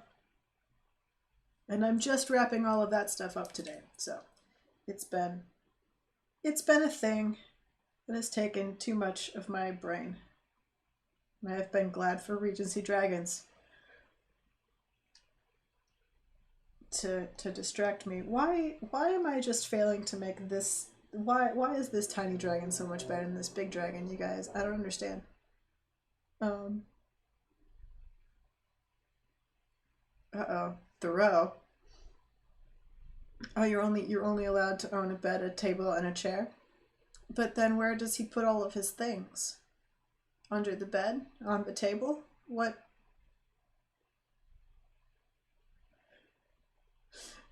Oh no, does Thoreau... Oh yeah, the path to sin, like doormats and other frivolous luxuries. Oh, Thoreau. Oh.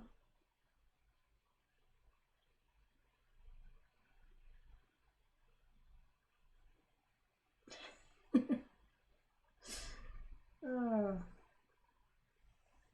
Well, oh yeah, that's a fair point. He probably kept all of his things in his mom's house.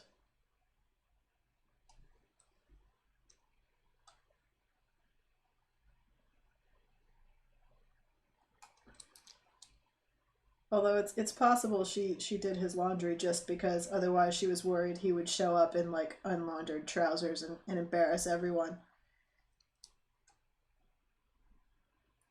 Could be less duty, more just exasperation.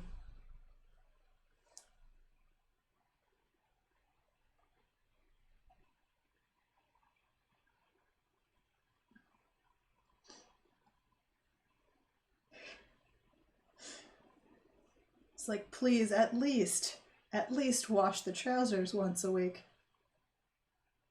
Oh, it's a matter. Well, what can you do?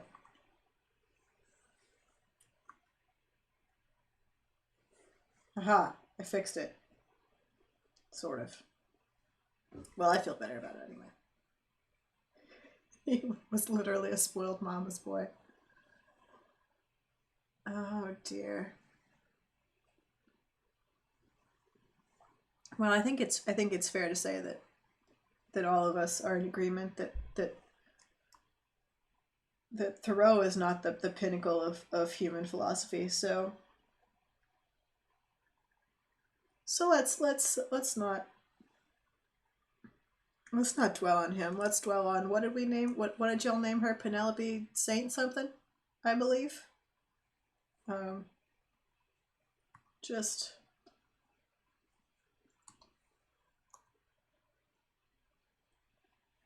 you know, Saint Robins.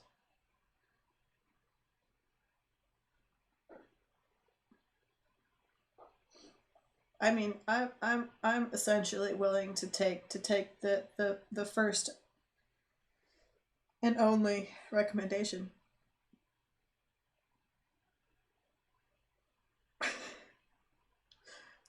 Stop brushing your giraffe. I don't. Oh, wait, Hannah. What? It was leopard something. The name for giraffes that I thought was the best thing in the world, and now I've forgotten because my brain is old. Yes, camel leopards. Thank you, chat. Who all remember my joy at the camel leopard. Ugh, good. What a relief. Auntie Shepherd, I don't know that I don't think you were you here for the stream in which I learned about camel leopard. I feel like I talked about it for most of the rest of the stream after that. It was the medieval. It was the sheep guana illumination. I think you were there. Sheep guana illumination one, where I did the decorative S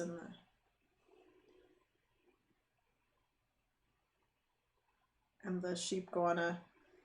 Yeah, you were definitely there because there were quail all over it. Now that I think about it, there were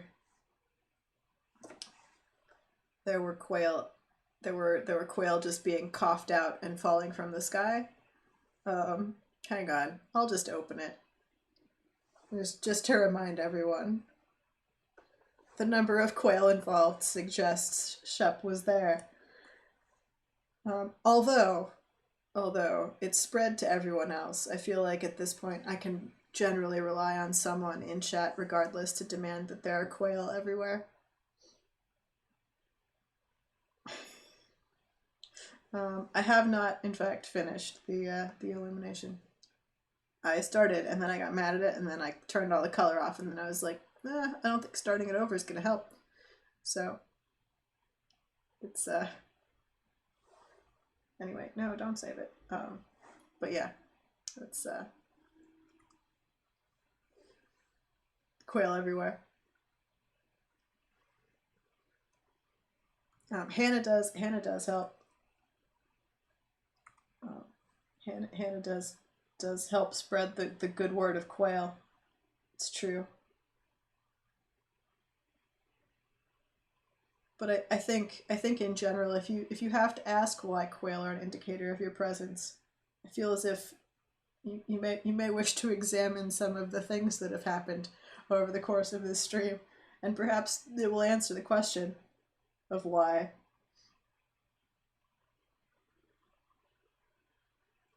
It's true. It's true. Hannah has claimed that she prefers to support people's dreams and requests as opposed to shutting them down. Um, quail are very charming, and I have nothing against quail.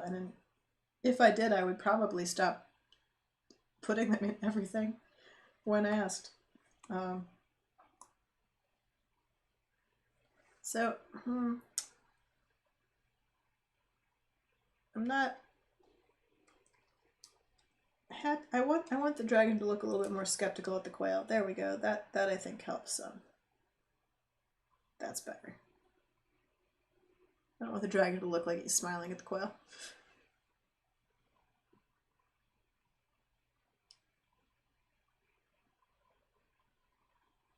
It's true.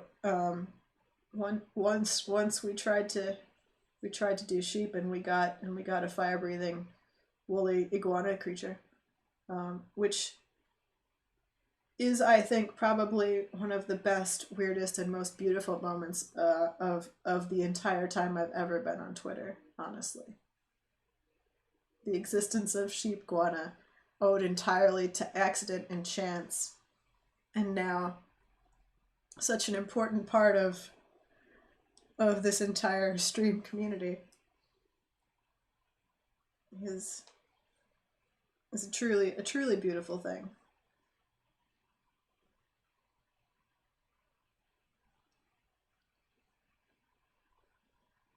and and one for which we must needs be thankful.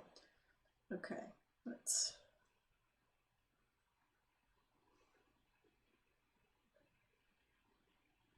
Yeah, I mean, it's an important thing that we've all adopted as our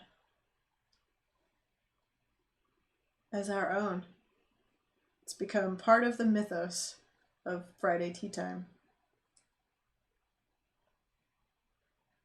Apropos of nothing, I keep trying to think of like a clever name for y'all, clever name for the people who follow the stream, because that seems to be a thing that that people do with hashtags. Um, is a clever a clever name for your followers, but I can't come up with one. See, here's the problem. I can't have Tea Party because American politics ruined it, which makes me very mad. Um, so I can't have yeah, I can't have Tea Party. Someone else took it, and much like other large political movements ruining various bits of culture, I'm never going to be powerful enough to undo that. Alas, more is the pity. Um, but yeah, I don't. If anybody has any clever ideas, carrying on mentioning them, um,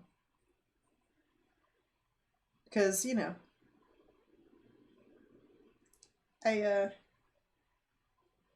I like cute nicknames and hashtags. As it turns out, I've just continued to use Friday tea time obstinately in the face of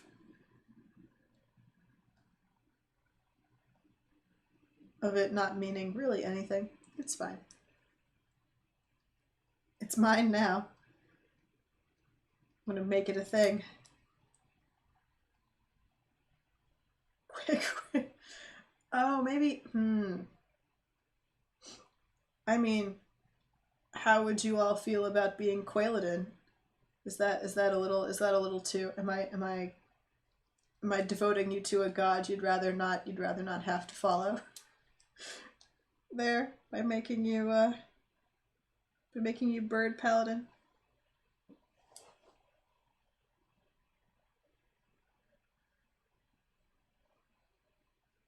I mean, so,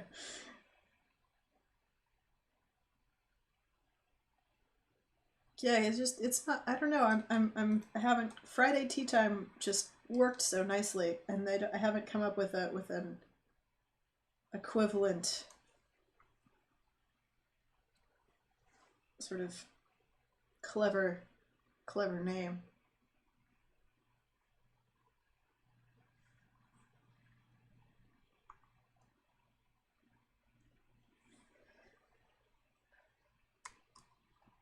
Now let's see.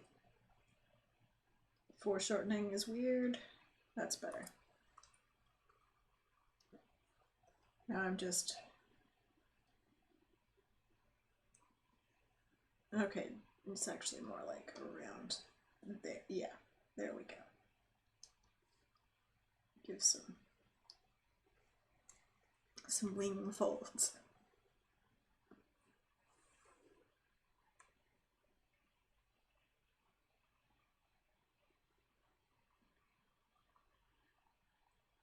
Chaotic neutral. Yeah, I mean, I don't know. I feel like if anything, we're pretty chaotic good here. Um, Definitely chaotic. I don't see any of us going for lawful as an alignment. Just doesn't seem likely or fitting at all, really. But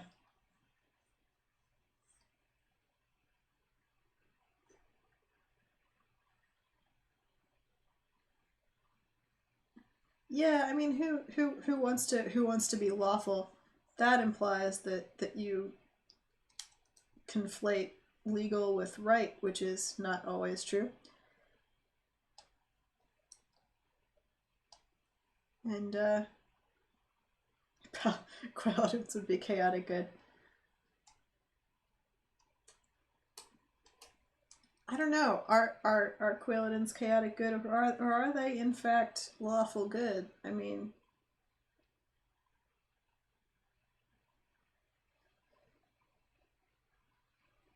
or are they just like they're lawful good but like bad at it? Maybe.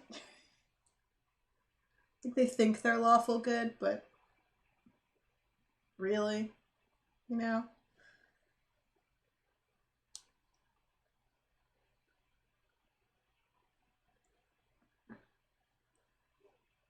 I feel like I've done this back leg strangely.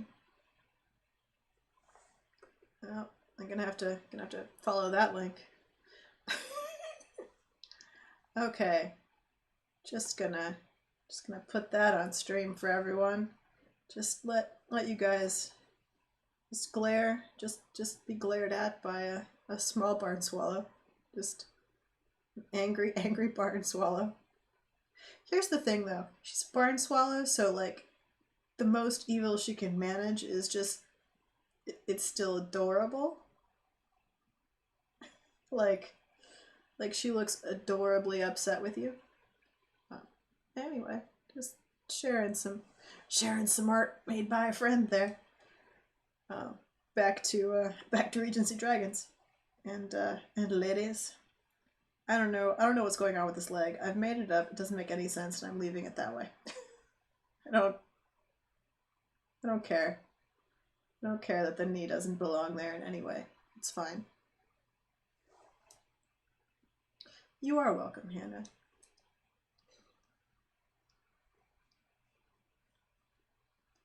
After the eternity of sheep guana, I feel like it's only fair that something you actually invented shows up occasionally. Just enforce sheep guana on you.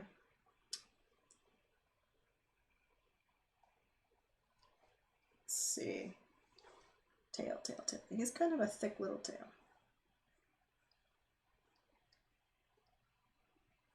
Just a little. There we go. Okay, I feel okay about that.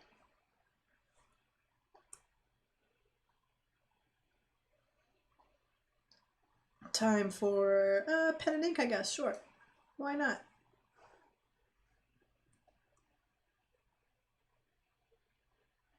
Go farther.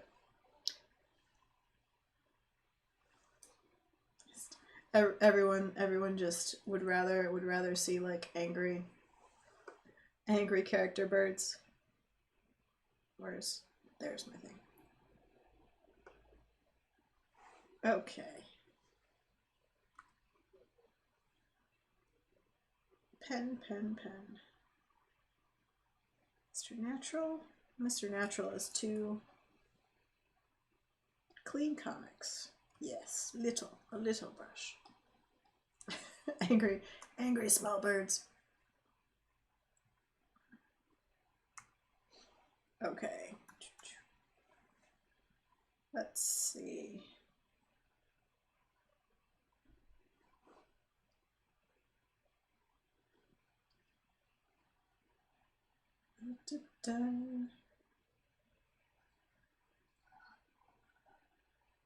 This is the part that always makes me vaguely annoyed, because then I look at it and I think, oh, with all the scribbly lines, it was so much more fun.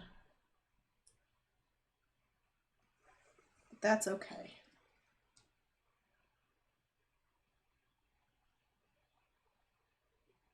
Oh, Cintiq Y. There we go. So you guys never named the quail or the dragon. And the dragon really does. I mean, the quail can be enigmatically unnamed, but the dragon really does need a name, I feel. As a general rule, it seems important.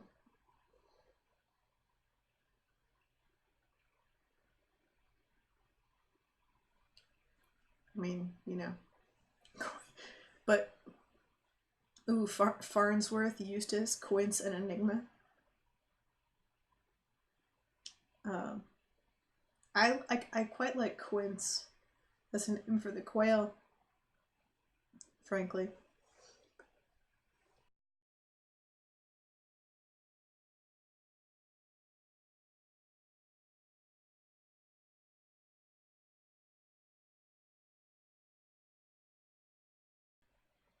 Sorry, I had to mute for a bit of a coughing fit there. Trying hard to avoid breaking the sound with that.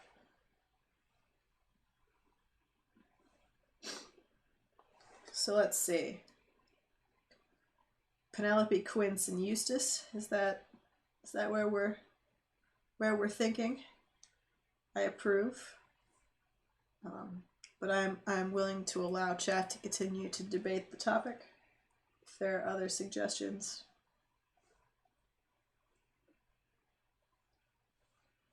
I don't want to preemptively cut off debate.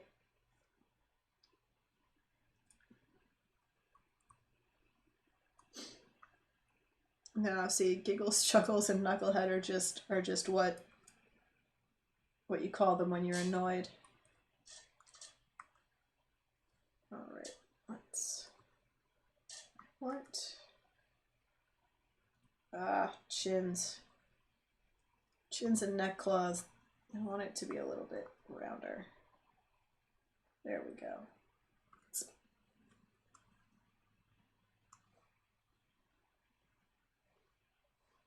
And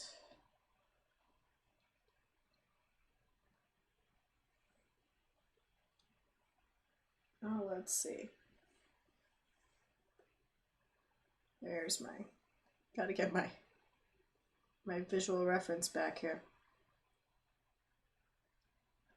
For the clothing.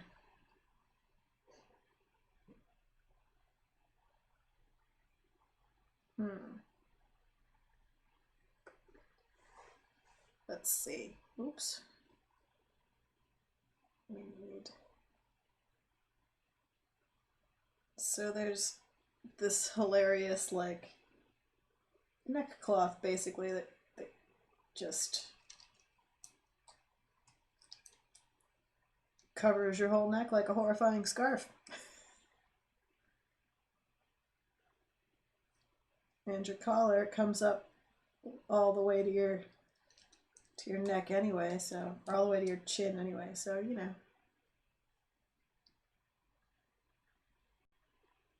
So it's fine.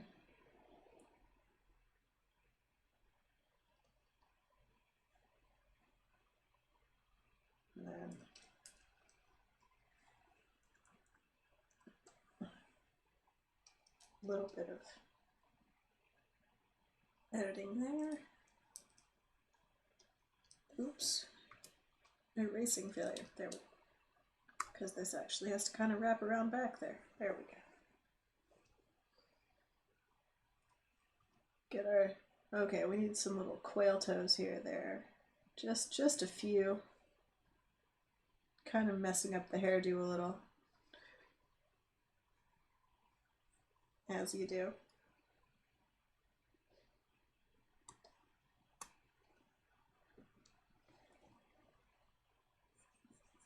I need the collar to come together a little bit better here. Comes over farther. That's better. It's more like it. Oops.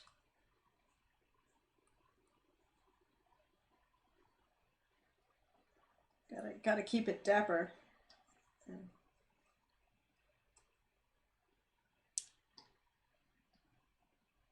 And let's see.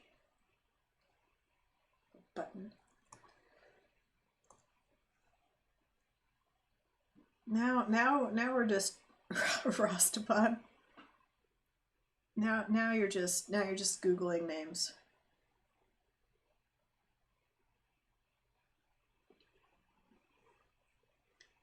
Now you're just Now you're just not putting any thought into it. I wonder if there's a traditional side at which things button on.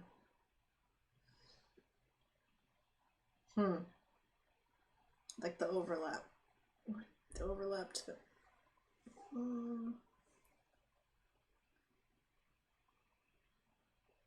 Don't know. Well, then what is it? Help.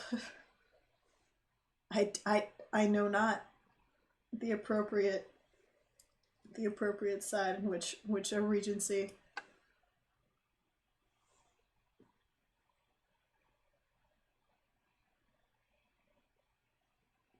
I mean, to be fair, men got help getting dressed as well in this period. So, you know.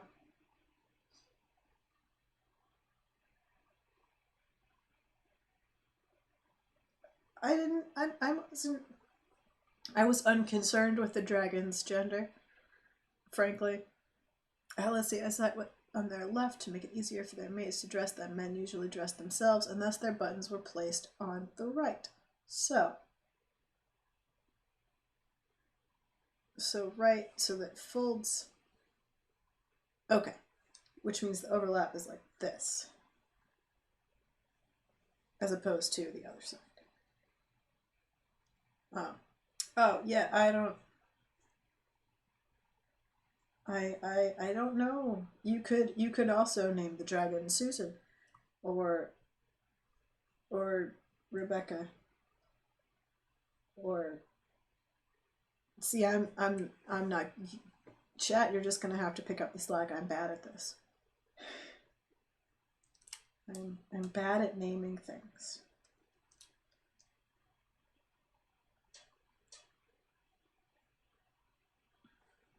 But the dragon could be a lady or a gentleman.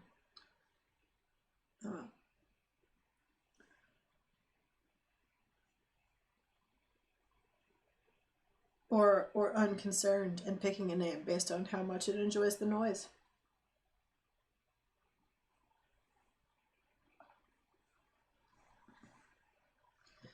See, that's either ephemera or euphoria, Betsy. Oh dear. Losing my voice slightly.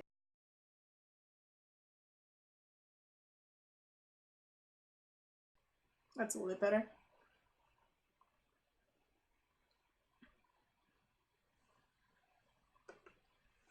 Oh, there's good names. So, well, I think I'm gonna have to open the name file. I keep a file. It's called Best Spam Names. And whenever I get a spam email with a particularly good fake name, I copy it to the Best Spam Names file. So let's see. What do we have? Yvette. Oh, Yvette's pretty good. I've got Yvette Blackwell in here. Yvette Blackwell. Ella Valentine. Eva Caldwell. Quinn. Quinn is a good either gender name. Michelle Withrow. Paige Sharp. Lola Graves is a particularly good one. No, not Tiffany. I'm firm on that. Oh, ooh, Claudette. Sophia. Mariana. Isabella.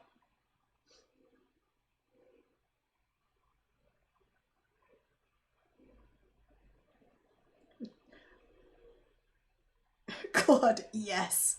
A pun, good. Yeah, those are the best ones here. It's quite a long list of hilarious names. Claudette, I like the pun. I don't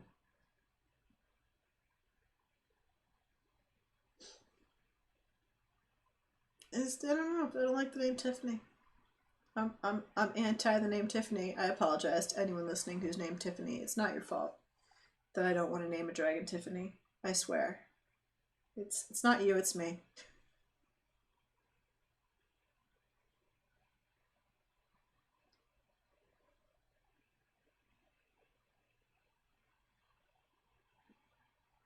Tara. I'm kind of into the Claudette pun now, I have to admit. Um, I recognize that that's a little bit silly, but it amuses me.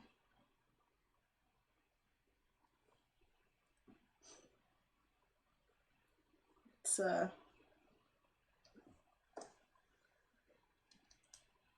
it's a pretty great pun.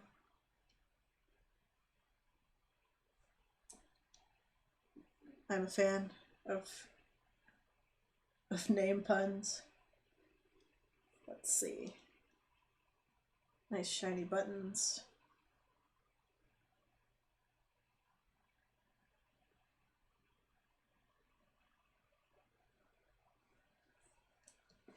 I started off making this really neat and tidy, and now I'm just sketching in pen. I don't know when that change occurred, but let's clean this up a little. Let's try and rein myself in here.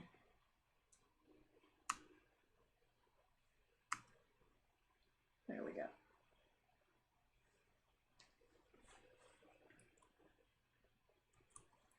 Let's see.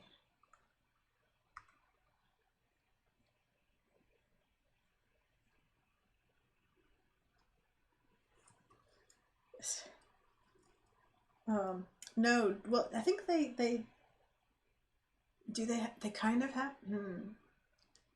they're just rains occur, but it's like a signal thing more than a like there's a harness, and I'd have to really like carefully read it over to try and figure out the sort of details of of um of how that is meant to work. Um, I'm pretty good at glossing over that kind of thing in my imagination, um, and not thinking too hard about it. So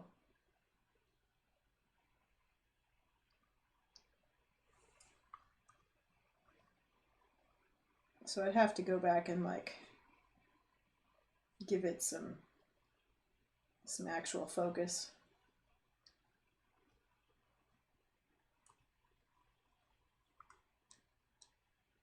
Brains are mentioned though.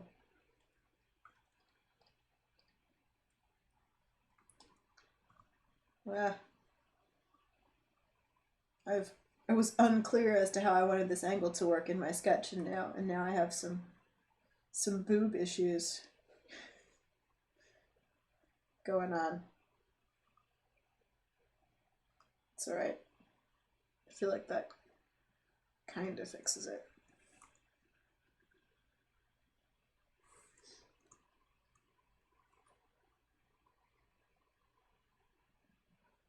Bigger, yes. That's a little bit better. I think it's a men's jacket tailored for a lady, so fiddling with it there. There we go. They're just dragons in this universe are described as having like a sort of a full harness getup that the crew clip onto with carabiners, which strikes me as sensible and a very good nod to safety. While one is riding a thing that's flying very quickly through the air.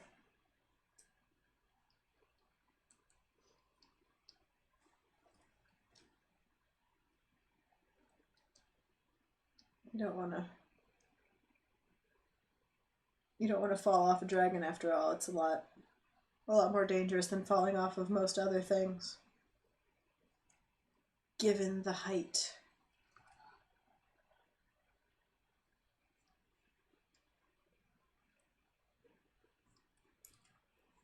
All right. There we go. Getting there. Getting there.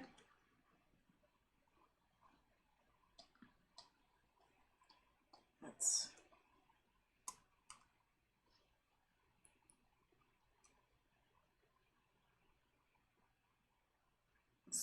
see if we can at least get Penelope in there before we wrap up today. And Quint. I'm just really into Quince as the quail's name is Quince. That's just adorable.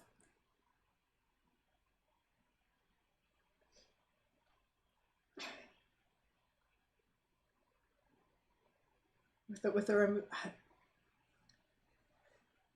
removable hat would be tricky. It would have to be like on a little cord or something.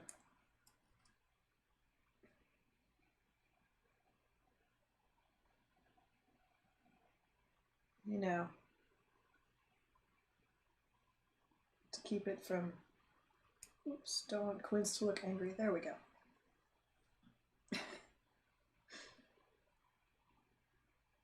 Inside the hat is another quail. Oh no, it could go on forever. A quail in a hat, and a quail in a hat, and a quail under a hat, wearing a hat, on a quail, wearing a hat, under a hat. I feel like both of those things I said incorrectly, but I don't know. I'm giving up on that and assuming that it was clear. Clear enough. Anyway. Well, that might be okay. Yeah, it's a little bit much. There we go. Quail.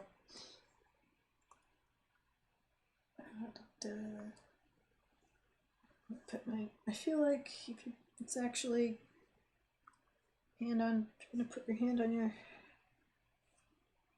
No one puts. Yeah, I've done that weirdly. No one puts their hand on their hip like that. It's more like. Nope, still weird.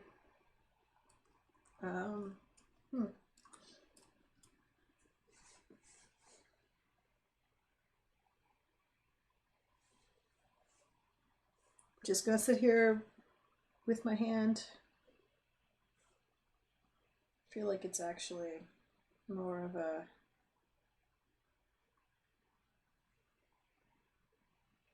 Yeah, I'm gonna sketch that in a minute. I've done that sort of classic cartoon, like, backwards fist on the hip, but like, no one stands like that. That feels weird. It's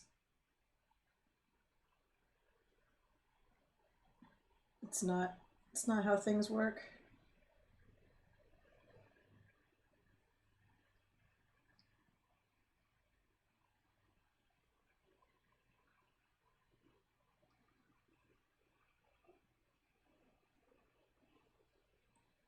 So, figure that out in a minute.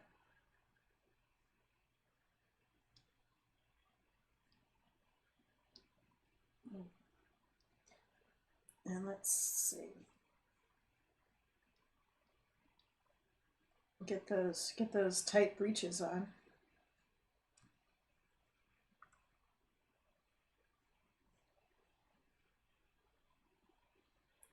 I guess I could put her in. Yeah, well, they've got it's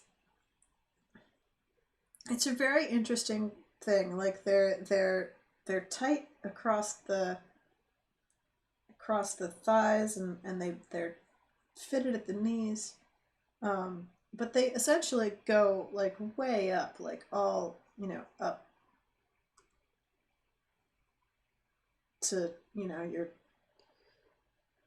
your rib cage, and they're just all kind of loose and gathered up there, and they've got like a little flap thing going on. It's, yeah, it's an interesting way to make pants.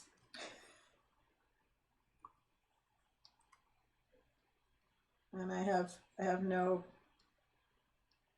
explanation for it aside from I'm certain that it's something to do with construction.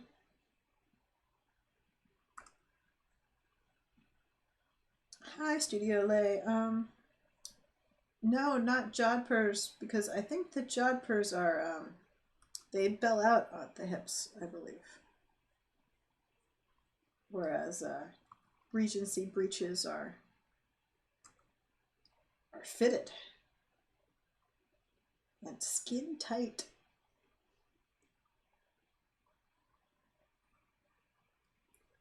And if we weren't wearing tall boots, we could be showing off our shapely calves and stockings. But I went with the tall boots because we've got a dragon right here, and it just felt more appropriate.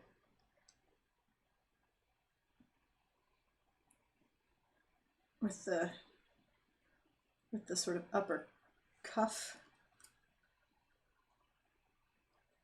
I believe these are what Regency romance refers to so frequently as Hessians, but I don't actually know for sure.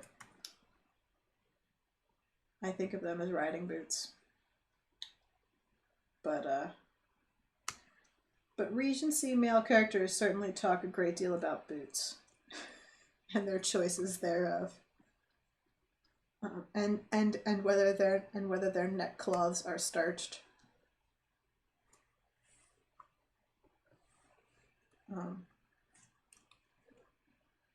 And I mean, I don't, and that's a sort of more of a Georgette Hare like revival of Regency romance thing. Like I don't. It's been a while, but I don't recall Austen dwelling particularly much on men's dress in general. So I think it's more of a thing that's an explanation for readers who aren't familiar with the who aren't living in the period. Ah, Hessians are above the knee boots with a weird knee flap, with those weird knee flap shield things. Aha.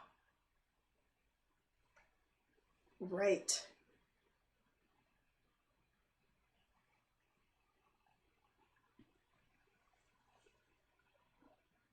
Well,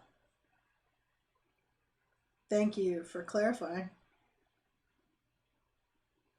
They certainly come up a lot, is what I'm saying.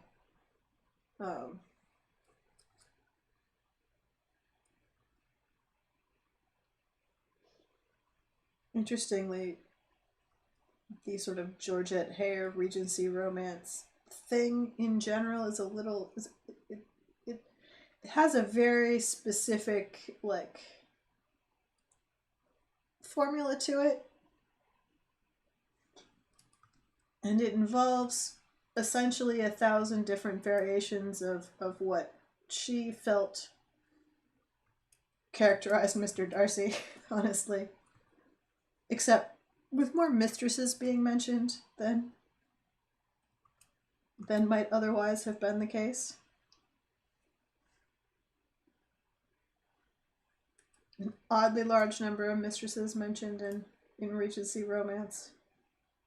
More modern Regency romance. I guess Georgette Hare's turn of the 20th century, so not exactly modern. But you know, non-Regency romance.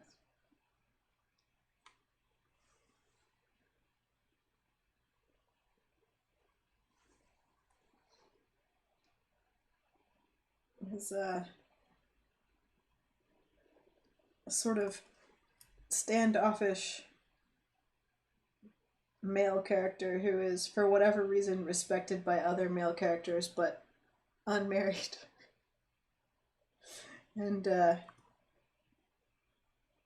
and finds the plucky heroine irresistible.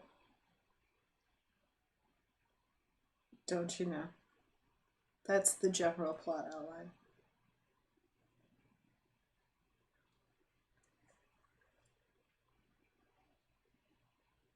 For whatever reason.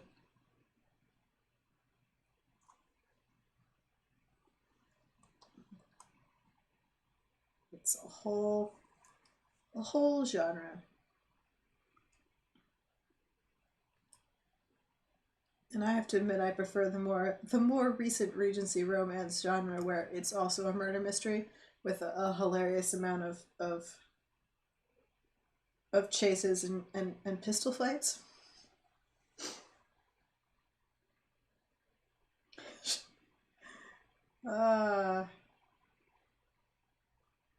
Yes, Regency romance.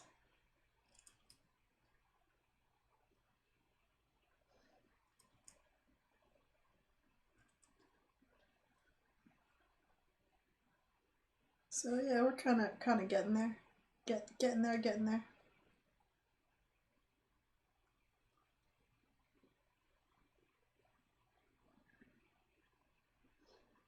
Let's see if I can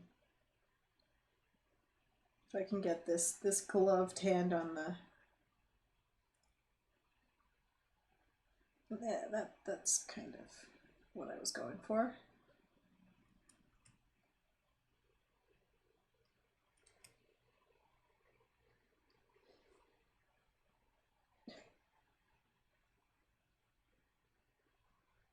That one Slayer's character. All right, now we've gone outside my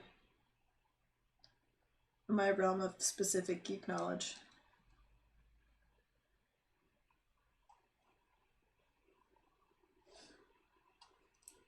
I know a lot more about Regency romance and breaches than I do um, well, that link did not work. It's made chat angry.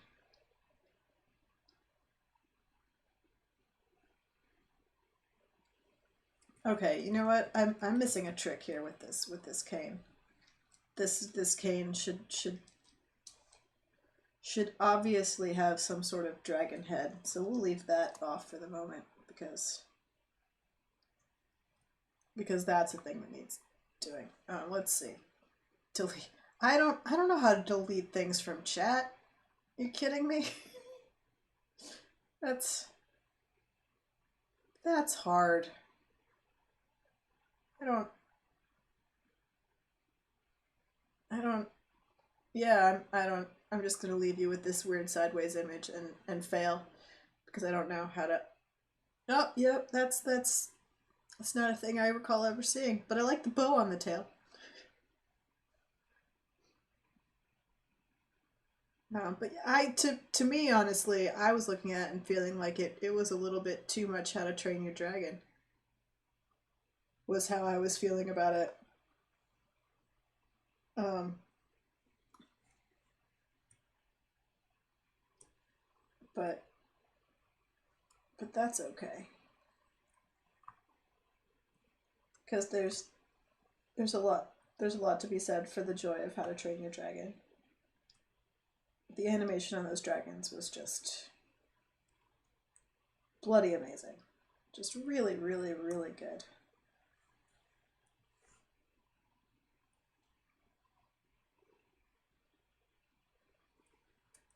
Just the little bird-like motions and all of the just sort of the main dragon being a little bit more cat-like, pouncing and yeah, I don't know. Animation, yay, that's my career.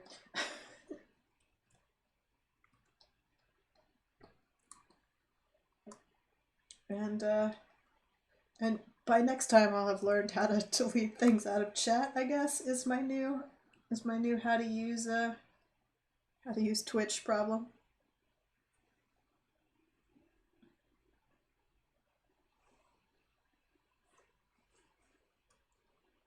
see.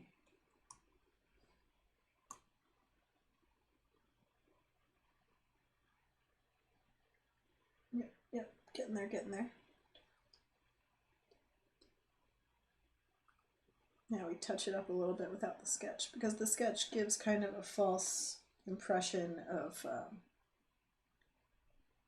softening the lines and shading places that don't actually have that kind of depth when you end up looking at it, just the line work. So I can see what needs touching up.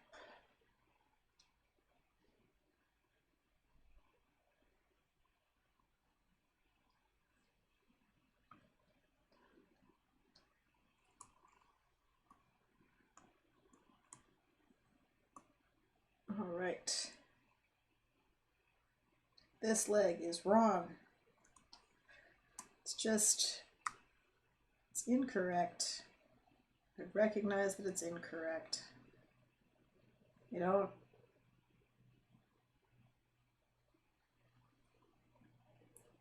ah.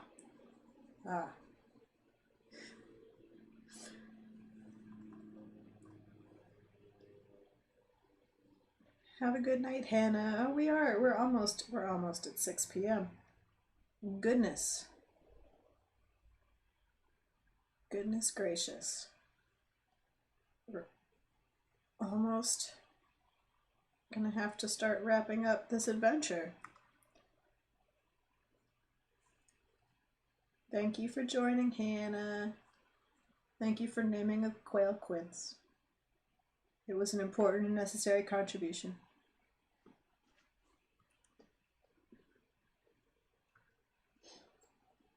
Well, that helps some.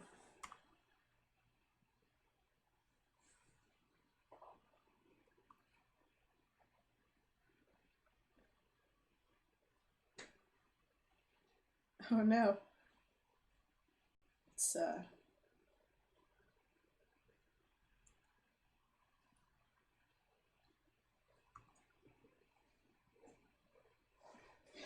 just got back from dinner. I mean, you know, it's the West Coast time.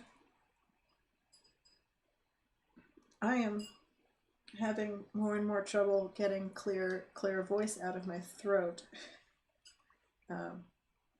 So pretty soon I'm gonna have to give that a break anyway. But turn the sketch back on here. But let's see if we can take a quick. We'll go a little late because I started a little late because I was eating cake. No, I was eating pie, not cake. Totally different. But we'll see if we can't do the dragon some justice for the next few minutes before we wrap up.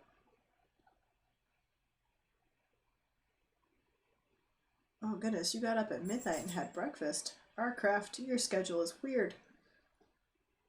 But, you know, thank you for coming and joining us and indulging me in my desire to do Dragon Regency fan art. Yeah, time zones are weird.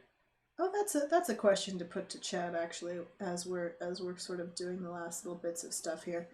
I have wondered if it would be a good idea to occasionally change up the times. I think maybe stick to the Friday time on Friday, but if anyone would want streams on, perhaps if I have other free days or other sort of stream times, if different times for different time zones might be more helpful for people. I largely do it at this time on Friday because it's my best free time. So it's needs must kind of scenario, but I have considered, for example, doing more Stardew Valley on off days.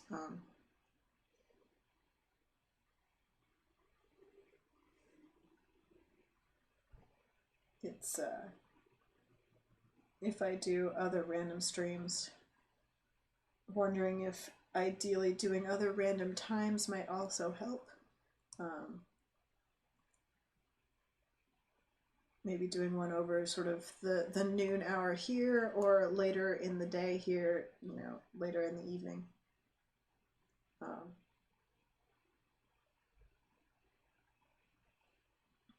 So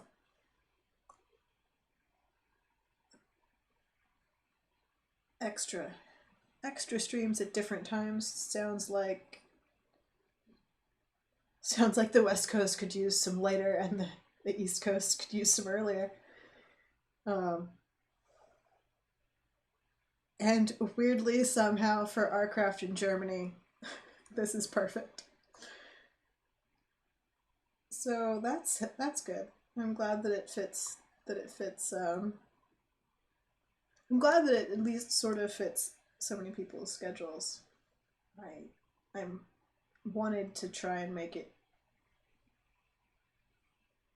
so that people could at least, if nothing else, see part of it while they're going through their day,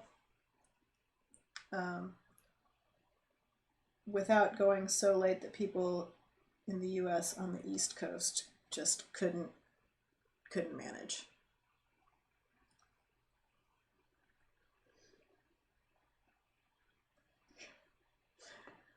Yeah, that's there will never be a time, of course, when everyone can easily view the thing. That is definitely true.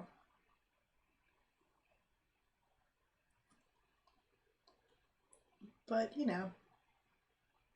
ideally,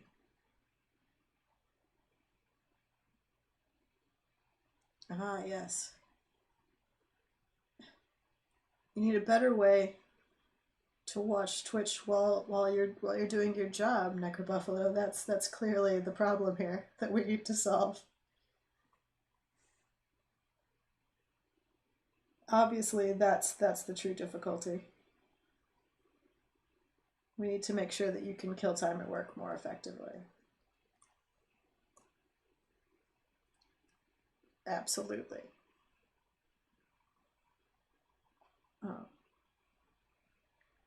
But yeah, I enjoy having people here when I do this, because if chat is empty, it's sad, and no one will name my dragons or demand that I put quail and hats on things.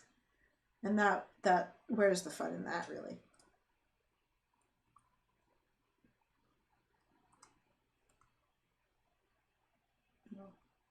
And yeah, I hope that it's a fairly easy to have on in the background if that's what you want to do while you're working, kind of stream. You can glance at what I'm doing and then go back to what you're doing and sort of do joint work.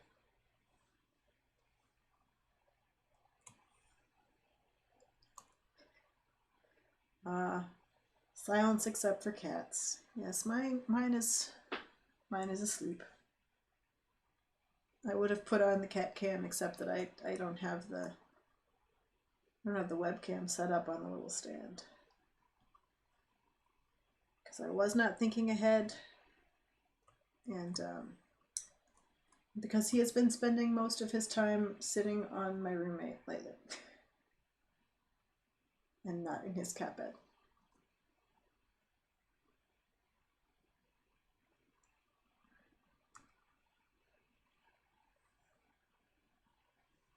Oh yeah. Sing. I was gonna try and find music too, because I was like, maybe I won't be able to talk. What will I do then? But I think I've successfully mostly kept my voice and avoided any really awful audio bursts from coughing or clearing my throat. I hope. I've tried. anyway. We'll see when I listen to it back how successful I feel it was.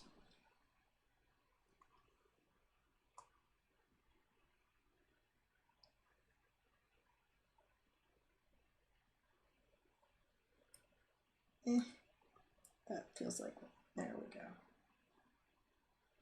Correct line.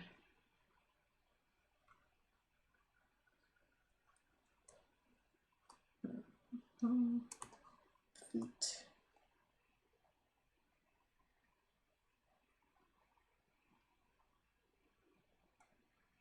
Trying to make foreshortening work.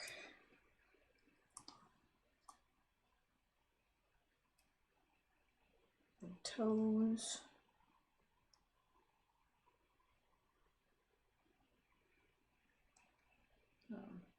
The book talks a lot about the enormous scale of talons, so that's why this is, the foot is like this, because it seems like there's a pretty impressive display of long, sharp, pointy talons as a general rule in dragons.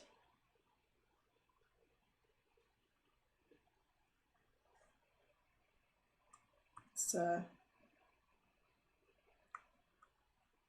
sharp, slicey claws.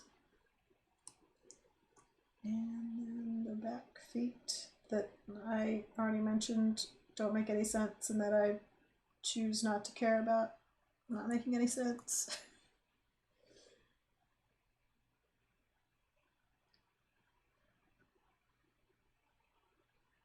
Just chosen to let that be because I oh hey look, I've been at a weird angle this whole time. Chosen to ignore that leg is weird because it looks good visually,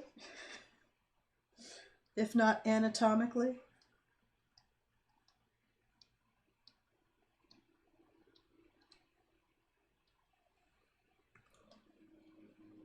All right, nearly there, with a few bits and bobs that need touching up later. Let's try and not create weird tangents with her outfit though.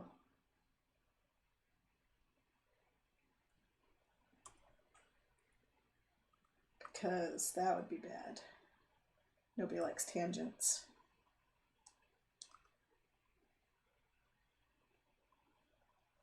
There we go. That feels okay.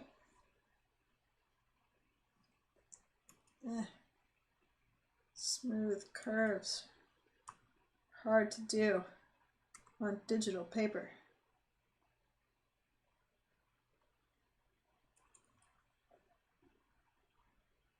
Nope, nope, nope. There we go. That's better-ish.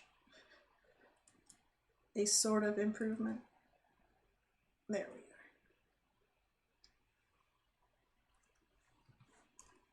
And get this curve in there.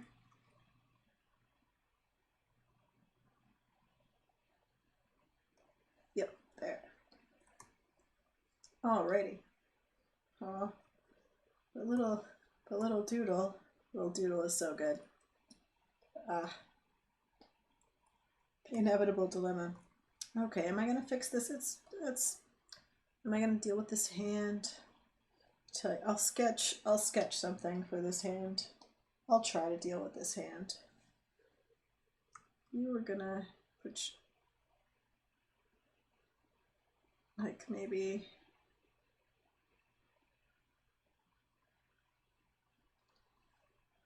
nope, that doesn't work. Don't like it. Don't like it. So goes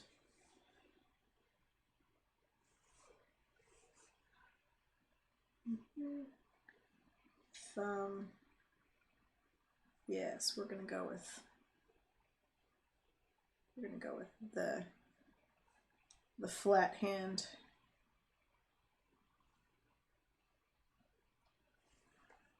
Flat hand on the hip, I think.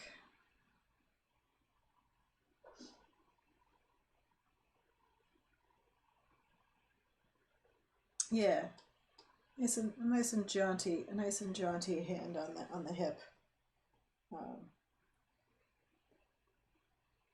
More decorative than practical. Oops. This is my way. Okay. Yes, let's.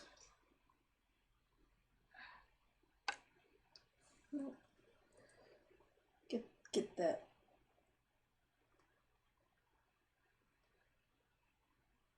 Yeah, smoothing down to like show off the hip to best at the best angle with the jacket being brushed out of the way, but like still a little bit, you know, not taking anything from anybody. I give some stitches on these gloves to make it clear that they're gloves, since we don't have any color. Do some erasing. Just gonna get it to the point of, there we go. The point of line work so that we can enjoy. Oops, seem to have missed some dragon in my haste. Well, we can fix that. There we go.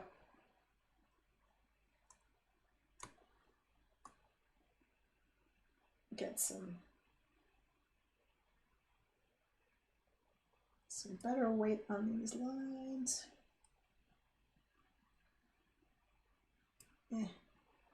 I'll fix it. Okay. All right. There we are. Some line work. Trying to keep it more of the sort of light, detailed Regency style of like etching, although it's a little bit messy still, and a little bit more cartoon, more the way I just draw things, but that's fine. I'm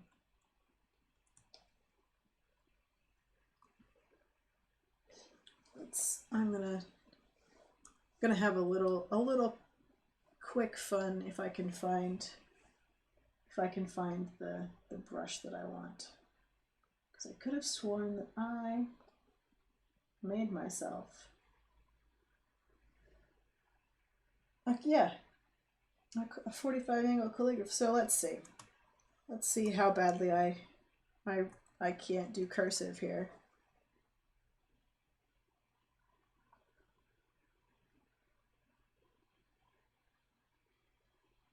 Did we name her Penelope?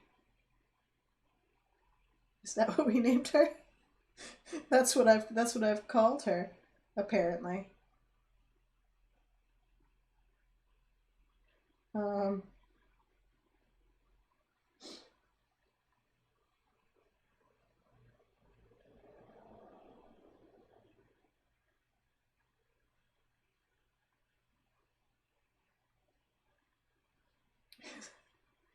What?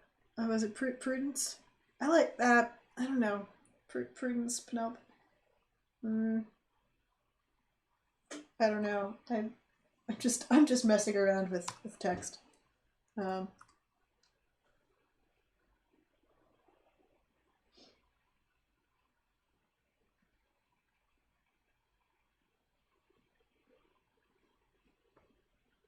Prudence. You like Penelope?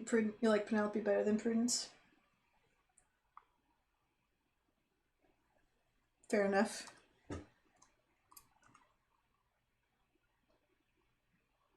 Petunia von Hofstadter.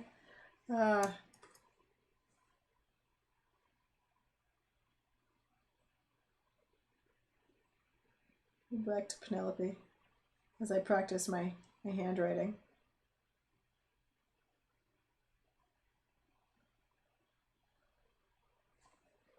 Nah, that's not the right way to make an R. There we go.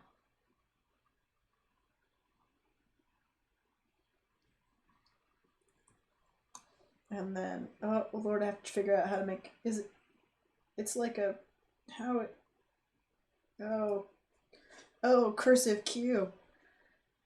You're like a weird, uh,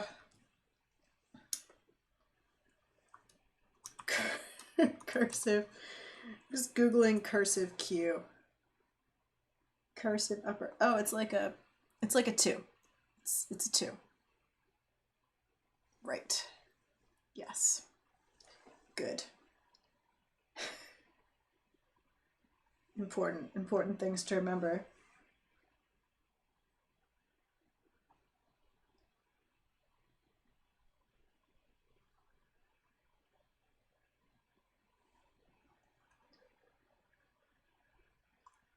Um, oh, let's see. What kind of ampersand shall we use?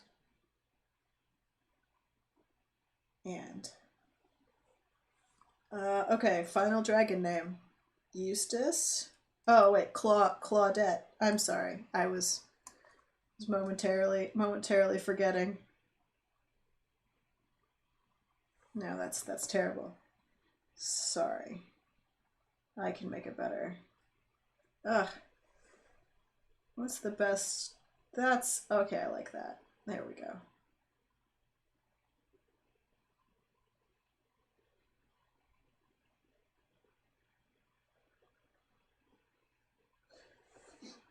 Yes. Good. Not straight, but you know, what can you do? Get that to the same scale as the other text. There we go. There we go.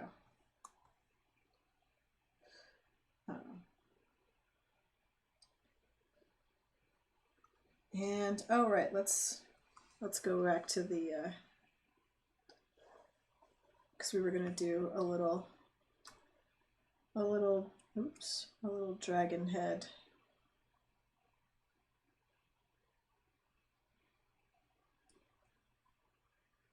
Staff top. Yes. Just some little, there we, that's, good enough. Good enough for where we're at. Okay. Saving. And just I'll work on it some more, but a little screenshot for the, and then to review our oops, our scale here, our tiny man next to the very large dragon.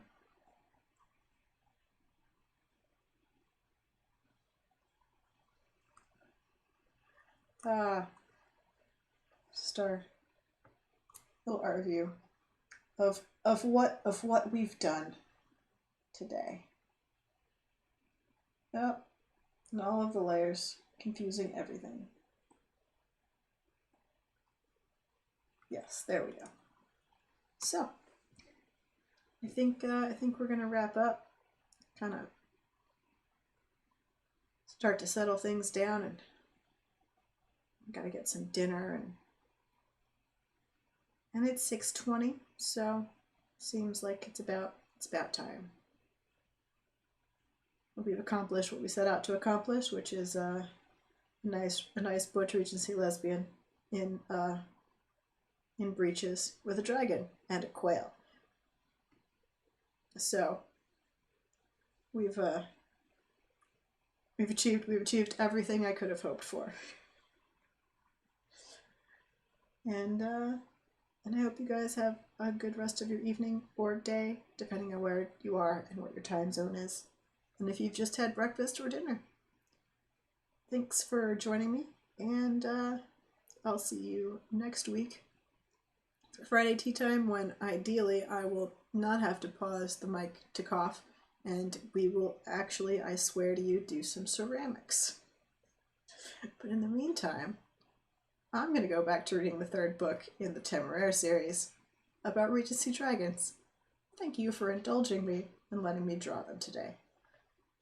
And I will see you next time. Have a good night.